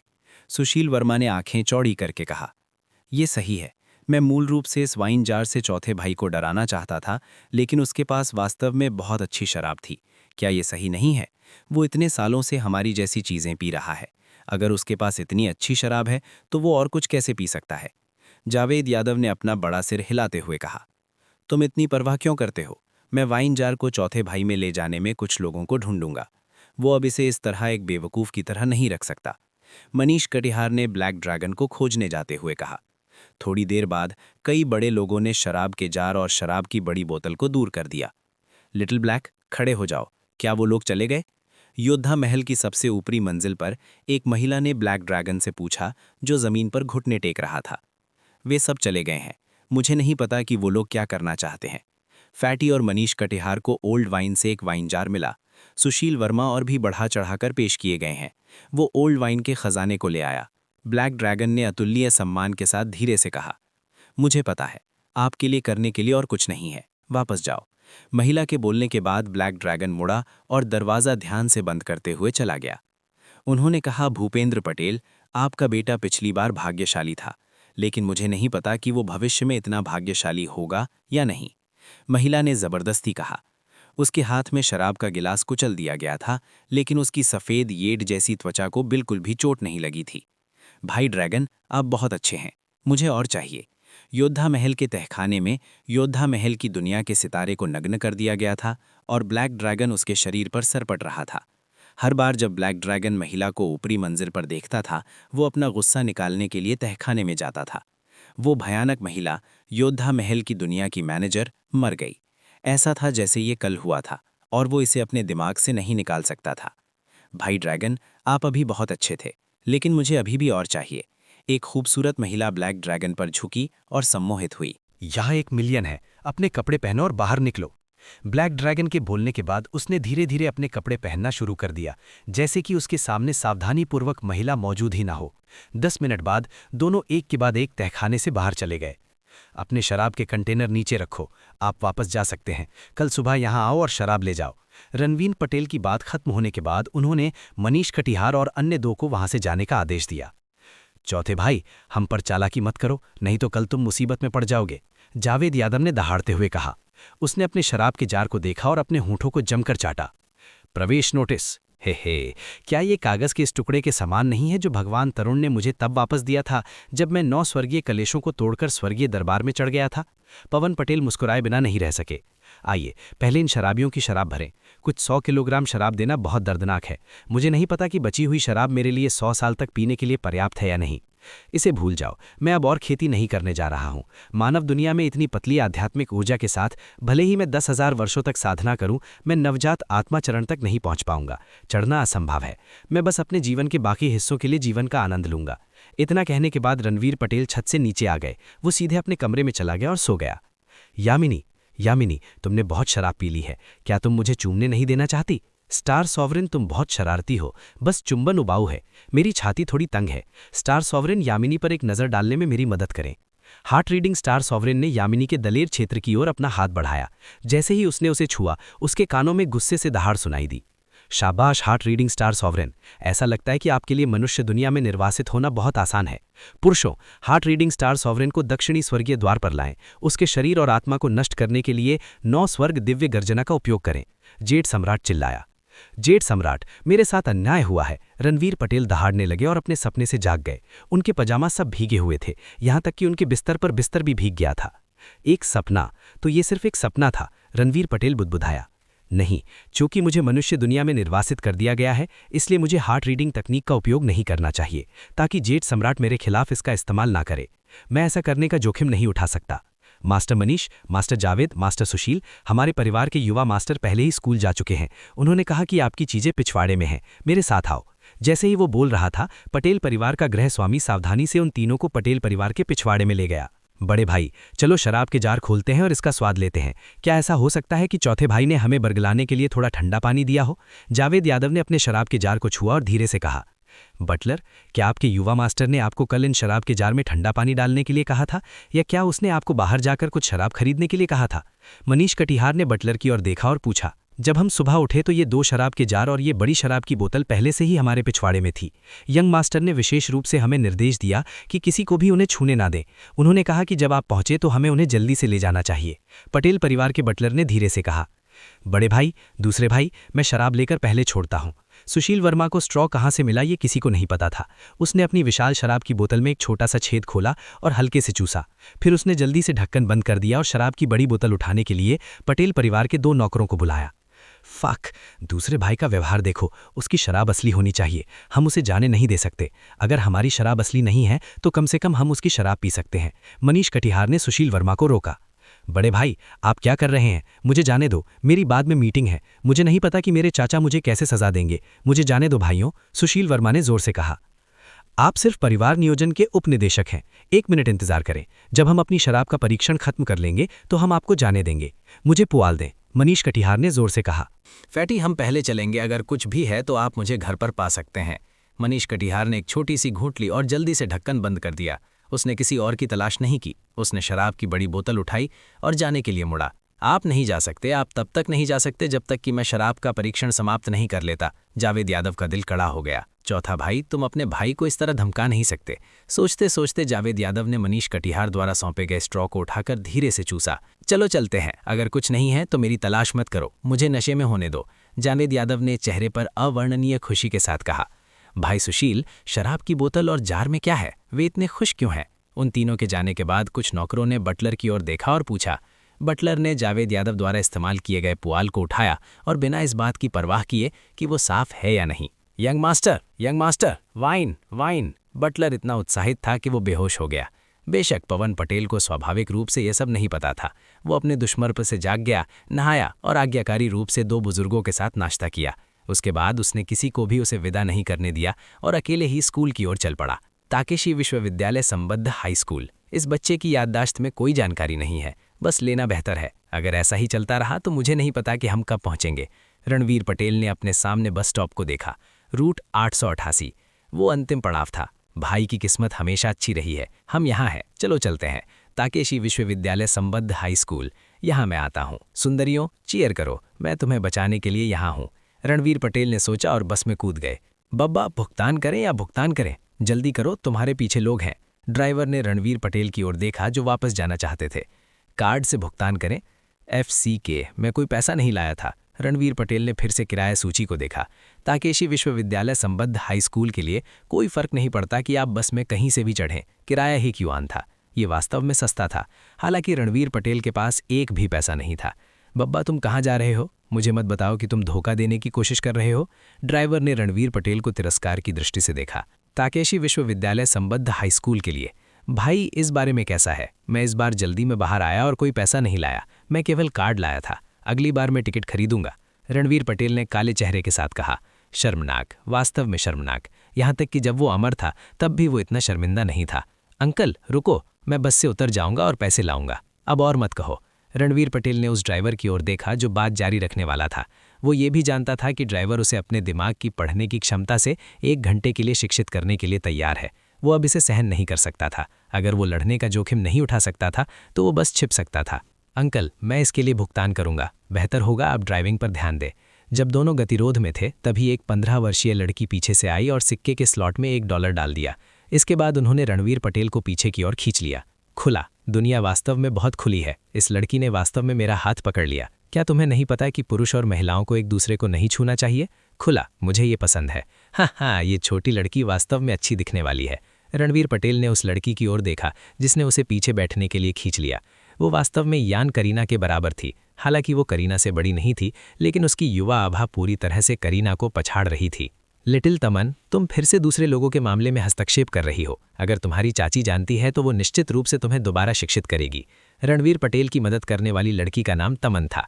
रणवीर पटेल को अब एहसास हुआ कि लड़की के बगल में एक और खूबसूरत लड़की भी थी जो कम खूबसूरत नहीं थी। सिलीजा, अपनी आवाज़ कम करो। अगर आप कुछ नहीं कहते हैं तो मेरी माँ को निश्चित रूप से पता नहीं चलेगा। अच्छा सिलीजा, आप निश्चित रूप से कुछ भी नहीं कहेंगे, है ना? तमन ने मुस्कुराते हुए कहा। सिलेजा ने ऊपर देखा तो देखा कि रणवीर पटेल उन्हें देख रहे थे। उसने रणवीर पटेल की ओर देखा और कहा, बच्चे तुम क्या देख रहे हो? बातचीत शुरू करने का अवसर लेने की कोशिश ना करें। उसका फ़ोन नंबर, व्हाट्सएप या राशिफल ना पूछें। आपको पैसे वापस करने की ज़रूरत नहीं है। आप और क्या चाहते हैं? छोटी लड़की, मैं तुम्हें नहीं ढूंढ रहा हूँ। कौन थे रणवीर पटेल? वो योद्धा महल की 4 बुराइयों में से एक था। वो इस छोटी लड़की से कैसे डर सकता है? इसके अलावा रणवीर पटेल हेवनली कोर्ट के माइंड रीडिंग स्टार थे। उन्होंने कहा, मेरा नाम रणवीर पटेल है। आज मैं ताकेशी विश्वविद्यालय से संबद्ध हाई स्कूल को रिपोर्ट करने जा रहा हूं। यदि आप चाहते हैं कि मैं पैसे वापस कर दूं, तो आप मुझे वहां पा सकते हैं। चूंकि आपने इस बार मेरी मदद की, इसलिए मैं आप पर एक एहसान करूंगा। अगर कुछ और है तो आप मुझे भी ढूंढ सकते हैं। इसके बाद रणवीर पटेल ने अपनी आंखें बंद कर लीं और बात करना बंद कर दिया। अरे अरे, तुम छोटी लड़की को किसे बुला रहे हो? रणवीर पटेल? मुझे लगता है कि मैंने इस नाम के बारे में पहले सुना है। सिलेजा को अचानक लगा कि रणवीर पटेल का नाम बहुत जाना पहचाना है। तमन, उसका नाम योद्धा महल की 4 बुराइयों में से चौथे के समान है। टस्क, कोई आश्चर्य नहीं कि ये इतना परिचित है। रणवीर पटेल, बस इस नाम से आप बता सकते हैं कि वो एक अच्छा इंसान नहीं है। सिलेजा ने फिर से रणवीर पटेल की तरफ देखा। उसने अरमानी के कपड़े पहने हुए थे और नकली नहीं लग रहा था। क्या ये व्यक्ति योद्धा महल की 4 बुराइयों में से एक हो सकता है? क्या अजीब आदमी है। यदि वो वास्तव में योद्धा महल की 4 बुराइयों में से चौथा है, तो वो वॉरियर महल विश्वविद्यालय से संबद्ध हाई स्कूल में नहीं जाएगा। प्रिंसिपल लालन ऐसे व्यक्ति को स्कूल में प्रवेश नहीं करने देते थे। वो इतना बुरा आदमी नहीं हो सकता, तमन ने मन ही मन सोचा। अरे, रणवीर पटेल ने कितने बुरे काम किए हैं। मुझे नहीं लगता कि योद्धा महल की 4 बुराइयां बुरी हैं। भाई मनीष सैन्य क्षेत्र में एक सैनिक राजा है। भाई जावेद एक सफल युवक है जो अपने हाथों से पैसा कमाता है। भाई सुशील एक सिविल सेवक है। मैं सिर्फ एक अमीर तीसरी पीढ़ी हूँ। रेसिंग पसंद करना अवैध नहीं है। हेवनली कोर्ट के माइंड रीडिंग स्टार ने अपने दिमाग पढ़ने की क्षमता का उपयोग किया और जानता था कि उसके सामने की 2 लड़कियां क्या सोच रही थी। दादाजी, इस बार मेरी मदद करो। बता दें कि Ranveer Patel university of warrior castle से एफिलिएटेड हाई स्कूल में जाएं। क्या आप उस आदमी से डरते हैं? कुछ महीने पहले ताकेशी विश्वविद्यालय से संबद्ध हाई स्कूल के प्रिंसिपल मगन रेड्डी के घर में 20 के समय में एक लड़की मगन रेड्डी को परेशान कर रही थी। हरमन, मैं तुमसे ये वादा नहीं कर सकता। तुम्हें पता होना चाहिए कि रणवीर पटेल किस तरह का इंसान है। मुझे पता है कि सुशील वर्मा के साथ तुम्हारे अच्छे संबंध हैं, लेकिन तुम वॉरियर कैसल की 4 बुराइयों में से एक को हमारे स्कूल में नहीं जाने दे सकते। इससे कोई फर्क नहीं पड़ता कि वो कहाँ स्कूल जाता है। मगन रेड्डी ने मुस्कुराते हुए कहा। दादाजी, मैंने इतने सालों में आपसे कभी भीख नहीं मांगी है ना? राकेश रेड्डी ने मगन रेड्डी की ओर देखा और जोर से कहा, मेरा उपनाम रेड्डी है। मैं अपनी माँ के उपनाम का पालन करता हूँ, जिसका अर्थ है कि मैं आपके उपनाम का पालन करता हूँ। क्या आप अपनी पोती के साथ ऐसा व्यवहार करते हैं? हरमन, अगर आप ऐसे आदमी को warrior castle affiliated high school में जाने देते हैं तो वो वहां नहीं रह पाएगा। मगन रेड्डी ने बेबसी से कहा। आपने हमेशा कहा है कि स्कूल लोगों को शिक्षित करने का स्थान है। बुद्ध की तरह ऐसा कोई नहीं है जिसे प्रबुद्ध नहीं किया जा सकता है। अब मैंने आपको ऐसा व्यक्ति दिया है। यदि आप उन्हें प्रभावित कर सकते हैं तो ये साबित हो जाएगा कि स्कूल लोगों को शिक्षित करने का स्थान है। राकेश रेड्डी ने धीमी आवाज में कहा। आपने हमेशा कहा है कि आप अच्छे हैं, लेकिन आप नवे high school of warrior castle से अच्छे नहीं हैं। कम से कम वे रणवीर पटेल को वहां जाने देने की हिम्मत करते हैं। तुम्हारा क्या मतलब है? तुमने कहा कि मैं उस बूढ़े आदमी काओ जितना अच्छा नहीं हूं। उसे यहां आने दीजिए, मैं उसे यहां आने दूंगा। मैं ना केवल उसे यहां आने दूंगा, बल्कि मैं उसे सबक सिखाऊंगा और योद्धा महल के लिए खतरे से छुटकारा पाऊंगा। मगन रेड्डी ने जोर से कहा। भाई सुशील, मैंने अपने पिता को संभाल लिया है। चलो बाद में मिलते हैं, मैं तुम्हें नोटिस दूंगा। राकेश रेड्डी ने रेड्डी परिवार से घर से निकलने के बाद सीधे सुशील वर्मा को फोन किया।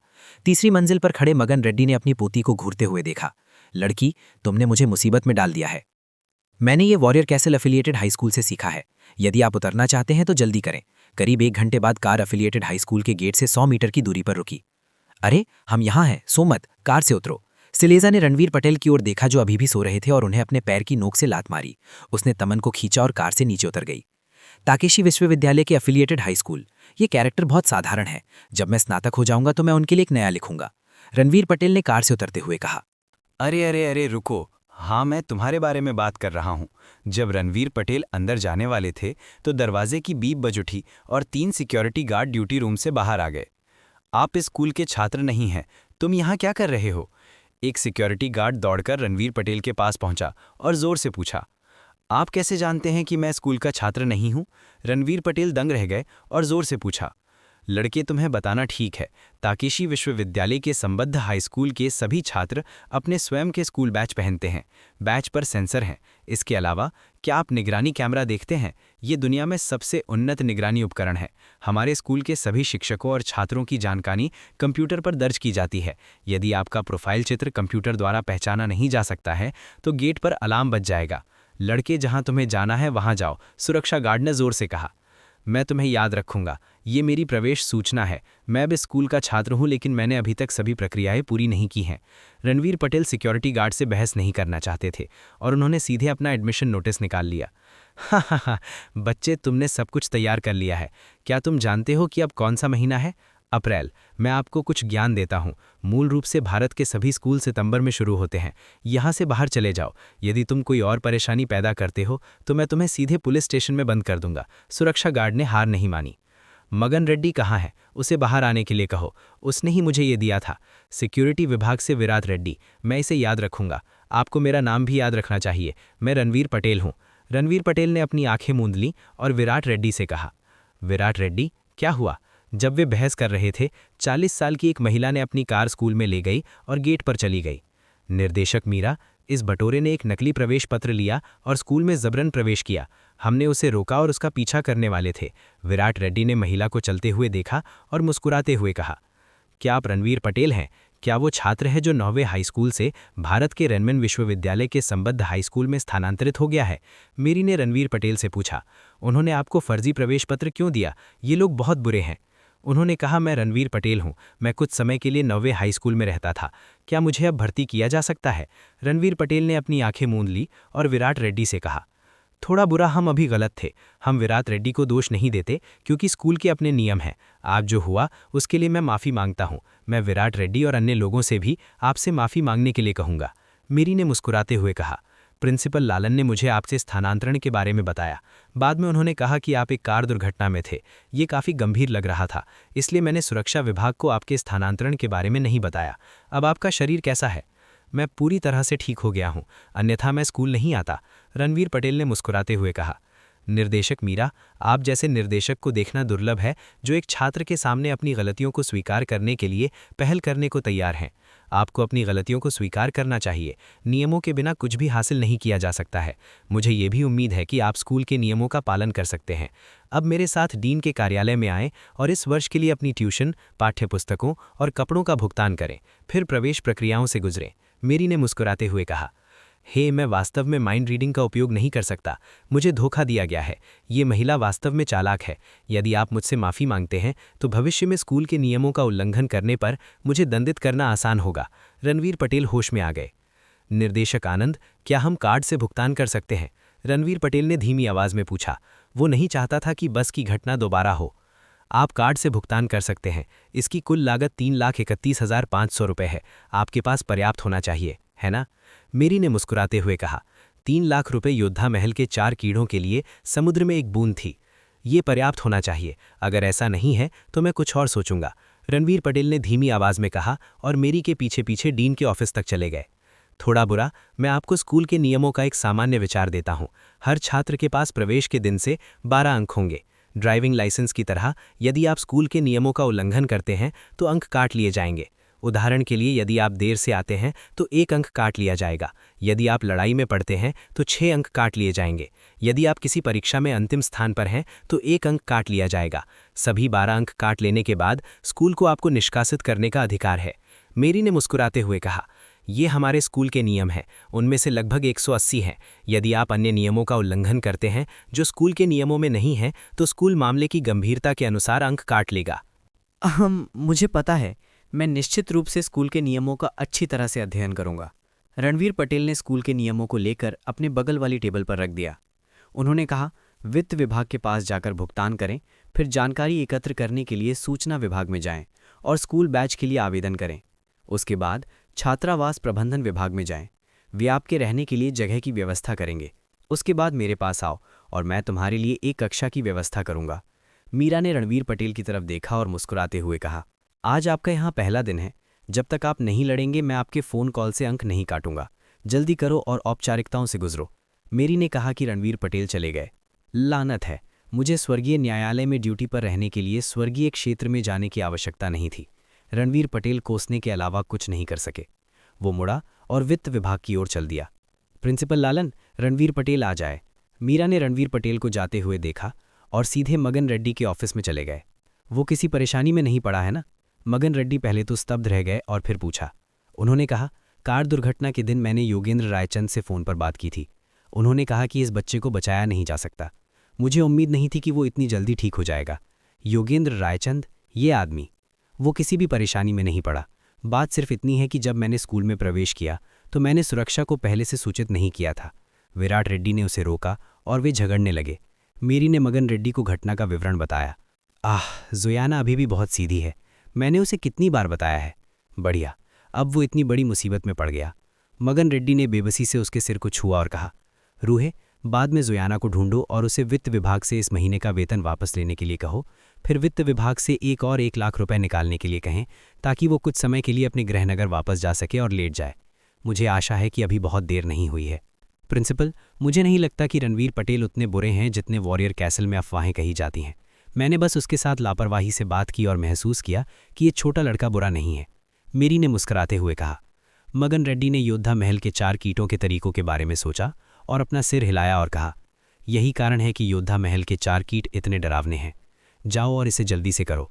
अगर बहुत देर हो चुकी है तो जोयाना बड़ी मुसीबत में पड़ जाएगी। प्रिंसिपल, मुझे डर है कि अब बहुत देर हो चुकी है। मेरी मुड़ी और चली गई। उसने देखा कि रणवीर पटेल खिड़की से विराट रेड्डी से बात कर रहे हैं। भाई रेड्डी, डॉर्मेट्री मैनेजमेंट डिपार्टमेंट कहाँ है, कृपया मुझे बताएं। जब रणवीर पटेल सूचना विभाग से बाहर आए तो ज़्यादातर छात्र क्लास में थे। उसके पास फिर से सुरक्षा विभाग में जाने के अलावा कोई विकल्प नहीं था। उन्होंने विराट रेड्डी को ढूंढा और डॉर्मेट्री मैनेजमेंट डिपार्टमेंट के लोकेशन के बारे में पूछा। भाई, अभी जो हुआ उसके लिए मुझे वास्तव में खेद है, मैं माफ़ी मांगता हूँ। विराट रेड्डी एक सीधे साधे व्यक्ति थे। अगर वो गलत था तो वो गलत था। जब वो रणवीर पटेल को खोजने वाले थे तो उन्हें उम्मीद नहीं थी कि रणवीर पटेल उन्हें खोजने आएंगे। ये चीज़ों को स्पष्ट करने का एक अच्छा अवसर था। ये मेरा कर्तव्य है। आपके जैसा सुरक्षा गार्ड पाना हमारे लिए सम्मान है, रणवीर पटेल ने मुस्कुराते हुए कहा। भाई, मैं अब आज़ाद हूँ। मैं आपको डॉर्मेट्री प्रबंधन विभाग में ले जाऊंगा। मैं इससे परिचित हूँ, विराट रेड्डी ने कहा और रणवीर पटेल को डॉर्मेट्री प्रबंधन विभाग की ओर खींच लिया। उन्होंने कहा, विराट रेड्डी क्या करने की कोशिश कर रहे हैं? चलो चलते हैं और देखते हैं। ये आदमी बेहतर है कि वो कुछ भी बेवकूफ़ी न करे। मगन रेड्डी ने ऊपर से नीचे देखा और सोचा कि विराट रेड्डी का रणवीर पटेल के साथ फिर से झगड़ा हो गया है। वो चिल्लाया और दोनों की ओर दौड़ा। भाई, ये छात्रावास प्रबंधन ऑफिस है, चलो साथ चलते हैं। मैं तुम्हें ऐसी जगह दिलाऊंगा जो सूरज की ओर हो। विराट रेड्डी ने रणवीर पटेल को डॉर्मेट्री प्रबंधन ऑफिस में खींच लिया। लोकेंद्र रेड्डी, जल्दी से बाहर आओ और ये काम करने का समय है, विराट रेड्डी चिल्लाया। एक नींद भरी फैटी अंदर से बाहर चली आई। भाई रेड्डी, आप इतनी जल्दी शोर क्यों कर रहे हैं? फैटी ने अपनी आंखें मलते हुए पूछा। क्या सुरक्षा विभाग लोगों की भर्ती कर रहा है? क्या आप बाल श्रम का उपयोग कर रहे हैं? नहीं, ये एक छात्र है। जल्दी करो और मुझे जगह दिलाओ। ये सूरज की ओर है। ये 2 व्यक्ति छात्रावास होना चाहिए। मुझे मूर्ख बनाने की कोशिश मत करो, जल्दी करो, विराट रेड्डी जागते हुए बोला। तुम लोग यहाँ रुको, मैं चेंज करने जाऊंगा। लोकेंद्र रेड्डी सीधे अंदर चले गए। भाई, मैं हमेशा अपना पद नहीं छोड़ सकता, तुम यहाँ प्रतीक्षा करो। अगर वो आपको जगह नहीं देता है तो आओ और मुझे ढूंढो, मैं उसे सबक सिखाऊंगा। मैं पहले जाऊंगा, जब मैं खाली हो जाऊंगा तो मैं आपको भोजन कराऊंगा, उन्होंने कहा। विराट रेड्डी बाहर चले गए। अय्या, ये कौन है? क्या आपको सजावट के लिए आंखें जरूरी हैं? विराट रेड्डी ने पलटकर कहा। वो एक काली छाया से टकरा गया। दूसरे दादाजी, क्या आप ठीक हैं? लोकेंद्र रेड्डी ने आगे बढ़कर काली परछाई को ऊपर खींच लिया। आपके दूसरे दादाजी अंधे हैं, विराट रेड्डी चिल्लाया। फिर उसने स्पष्ट रूप से देखा कि वो किससे टकराया। दूसरा दादाजी, आप यहाँ क्या कर रहे हैं? मुझे अभी भी काम करना है, मैं पहले जाऊंगा। विराट रेड्डी मुड़ा और भागना चाहता था। बच्चे वापस आ जाओ, मगन रेड्डी ने विराट रेड्डी को पकड़ लिया। उन्होंने कहा, रणवीर पटेल, मैं एफिलिएटेड हाई स्कूल मगन रेड्डी का प्रिंसिपल हूं। आज मुझे लगता है कि आपके और विराट रेड्डी के बीच के मामले को आमने सामने स्पष्ट करना आवश्यक है। आप प्रिंसिपल हैं? आप उतने अनुचित नहीं लगते जितना मेरी दादी ने कहा था, रणवीर पटेल ने मुस्कुराते हुए कहा। मेरी और विराट रेड्डी के बीच क्या मायने रखता है, इसे आमने सामने स्पष्ट करने की जरूरत है। प्रिंसिपल, कृपया इसे स्पष्ट रूप से कहें। चूंकि हम पहले से ही यहाँ हैं, मैं इसे स्पष्ट रूप से कहूंगा। रणवीर पटेल, अभी जो हुआ वो विराट रेड्डी की गलती थी। जोयाना के दूसरे दादाजी के रूप में मैं आपसे माफ़ी मांगता हूँ। कृपया उसे जाने दीजिए। अगर आपको भविष्य में स्कूल में कोई समस्या है तो आप सीधे मेरे पास आ सकते हैं, मगन रेड्डी ने धीरे से कहा। मैं और विराट रेड्डी? मुझे समझ आ रहा है, मेरे और विराट रेड्डी के बीच का मामला पहले ही सुलझ चुका है। अगर आप मुझ पर विश्वास नहीं करते हैं तो आप विराट रेड्डी से पूछ सकते हैं, रणवीर पटेल ने मुस्कुराते हुए कहा। इस मुस्कान ने मगन रेड्डी को और भी डरा दिया। हाँ दूसरे दादाजी, हमारे पास और कुछ नहीं है। अगर आपके पास और कुछ नहीं है तो मैं गेट पर जाऊंगा, मुझे अभी भी बाद में कुछ करना है, इतना कहने के बाद विराट रेड्डी ने मगन रेड्डी के बोलने का इंतजार नहीं किया और जाने के लिए मुड़ गए। शाहिल, जल्दी करो और लिटिल बैट के लिए एक छात्रावास की व्यवस्था करो। मगन रेड्डी ने लोकेंद्र रेड्डी को घूर कर देखा और जोर से कहा, तुम्हें केवल सोना जानते हो। अगर तुम ऐसे ही चलते रहे तो तुम्हें यहाँ काम करने की जरूरत नहीं है। थोड़ा बुरा, मैं अपने कार्यालय में तुम्हारा इंतजार करूंगा। आओ और मुझे बाद में ढूंढो। भाई, 18वीं मंजिल पर केवल एक कमरा बचा है। ये 2 व्यक्तियों का छात्रावास है। वहां पहले से ही एक परिष्कार रह रहा है। वो एक ईमानदार आदमी है। क्या आपको लगता है कि ये ठीक है? रणवीर पटेल ने मुस्कुराते हुए कहा, ठीक है, ये काम करेगा। तो तुम पहले जाओ, मैं बाद में आपके बिस्तर को आपके पास लाऊंगा। अगर आपको किसी और चीज़ की ज़रूरत है तो आप मुझसे सीधे पूछ सकते हैं। लोकेंद्र रेड्डी ने मुस्कुराते हुए कहा, धन्यवाद भाई। उस दिन मैंने भाई रेड्डी को अपने साथ आने के लिए बुलाया। चलो साथ में भोजन करते हैं। इतना कहने के बाद रणबीर पटेल चाबी लेकर लिफ्ट की ओर चले गए। मदरफकर, हर बार जब मैं इस चीज़ में बैठता हूँ मेरा दिल धड़क रहा है। मुझे अन्य मंत्रों का अभ्यास नहीं करना चाहिए। मुझे पहले एक अच्छी तलवार खोजने की ज़रूरत है। तलवार पर उड़ना इस चीज़ में बैठने की तुलना में कहीं अधिक आरामदायक है। लिफ्ट का दरवाज़ा खुला और रणवीर पटेल तेज़ी से बाहर कूद गए। 18 ये यहाँ है। छात्रावास का दरवाज़ा खुला गया। 2 कमरे, 2 लिविंग रूम, 2 बाथरूम। सोफ़ा असली लेदर से बना है। सभी उपकरण बिल्कुल नए हैं। ऐसा लगता है कि थोड़ी देर में रणवीर पटेल से मिलने वाला रूममेट बुरा नहीं है। छात्रावास बहुत साफ है। मानव दुनिया बहुत अच्छी है, पवन पटेल चिल्लाए। लोकेंद्र रेड्डी जो अभी अभी दरवाजे में प्रवेश किए थे डर गए। भाई, आप किस बारे में बात कर रहे हैं? लोकेंद्र रेड्डी ने एक बड़े बॉक्स के साथ अंदर जाते हुए कहा, बिस्तर और बिस्तर सभी नए हैं। अगर आपको लगता है कि ये पर्याप्त नहीं है तो मैं आपके लिए एक और सेट ले जाऊंगा। अगर आप कुछ और विनिमय करना चाहते हैं तो बस मुझे बता दो। अगर और कुछ नहीं है तो मैं पहले नीचे जाऊंगा। वैसे दूसरे दादाजी ने आपसे कहा था कि जब आपका काम पूरा हो जाए तो आप उसे ढूंढें। मेरा सुझाव है कि आप जल्दी से चलें, वो इंतज़ार करना पसंद नहीं करता है। धन्यवाद भाई शाहिल, मैं थोड़ी देर में प्रिंसिपल को ढूंढूंगा। रणवीर पटेल ने मुस्कुराते हुए कहा, थोड़ा बुरा, बैठ जाओ, तुम दिन भर की कड़ी मेहनत के बाद थक गए होगे। मगन रेड्डी ने मुस्कुराते हुए कहा, मैंने अभी आपके वर्ग चयन के बारे में डायरेक्टर मैरी से चर्चा की है। हाई स्कूल के पहले वर्ष में 6 अलग अलग शिक्षकों के साथ 18 कक्षाएं हैं। ईमानदारी से कहूं तो हमारे एफिलिएटेड हाई स्कूल में कोई अच्छी कक्षा नहीं है। अगर आपको ये कहानी पसंद आई हो तो लाइक, शेयर और सब्सक्राइब जरूर करें मेरे channel Mukul the story teller को। और नीचे कमेंट करके बताइए कि आपको अगली कहानी किस विषय पर चाहिए। मिलते हैं अगली कहानी में। धन्यवाद।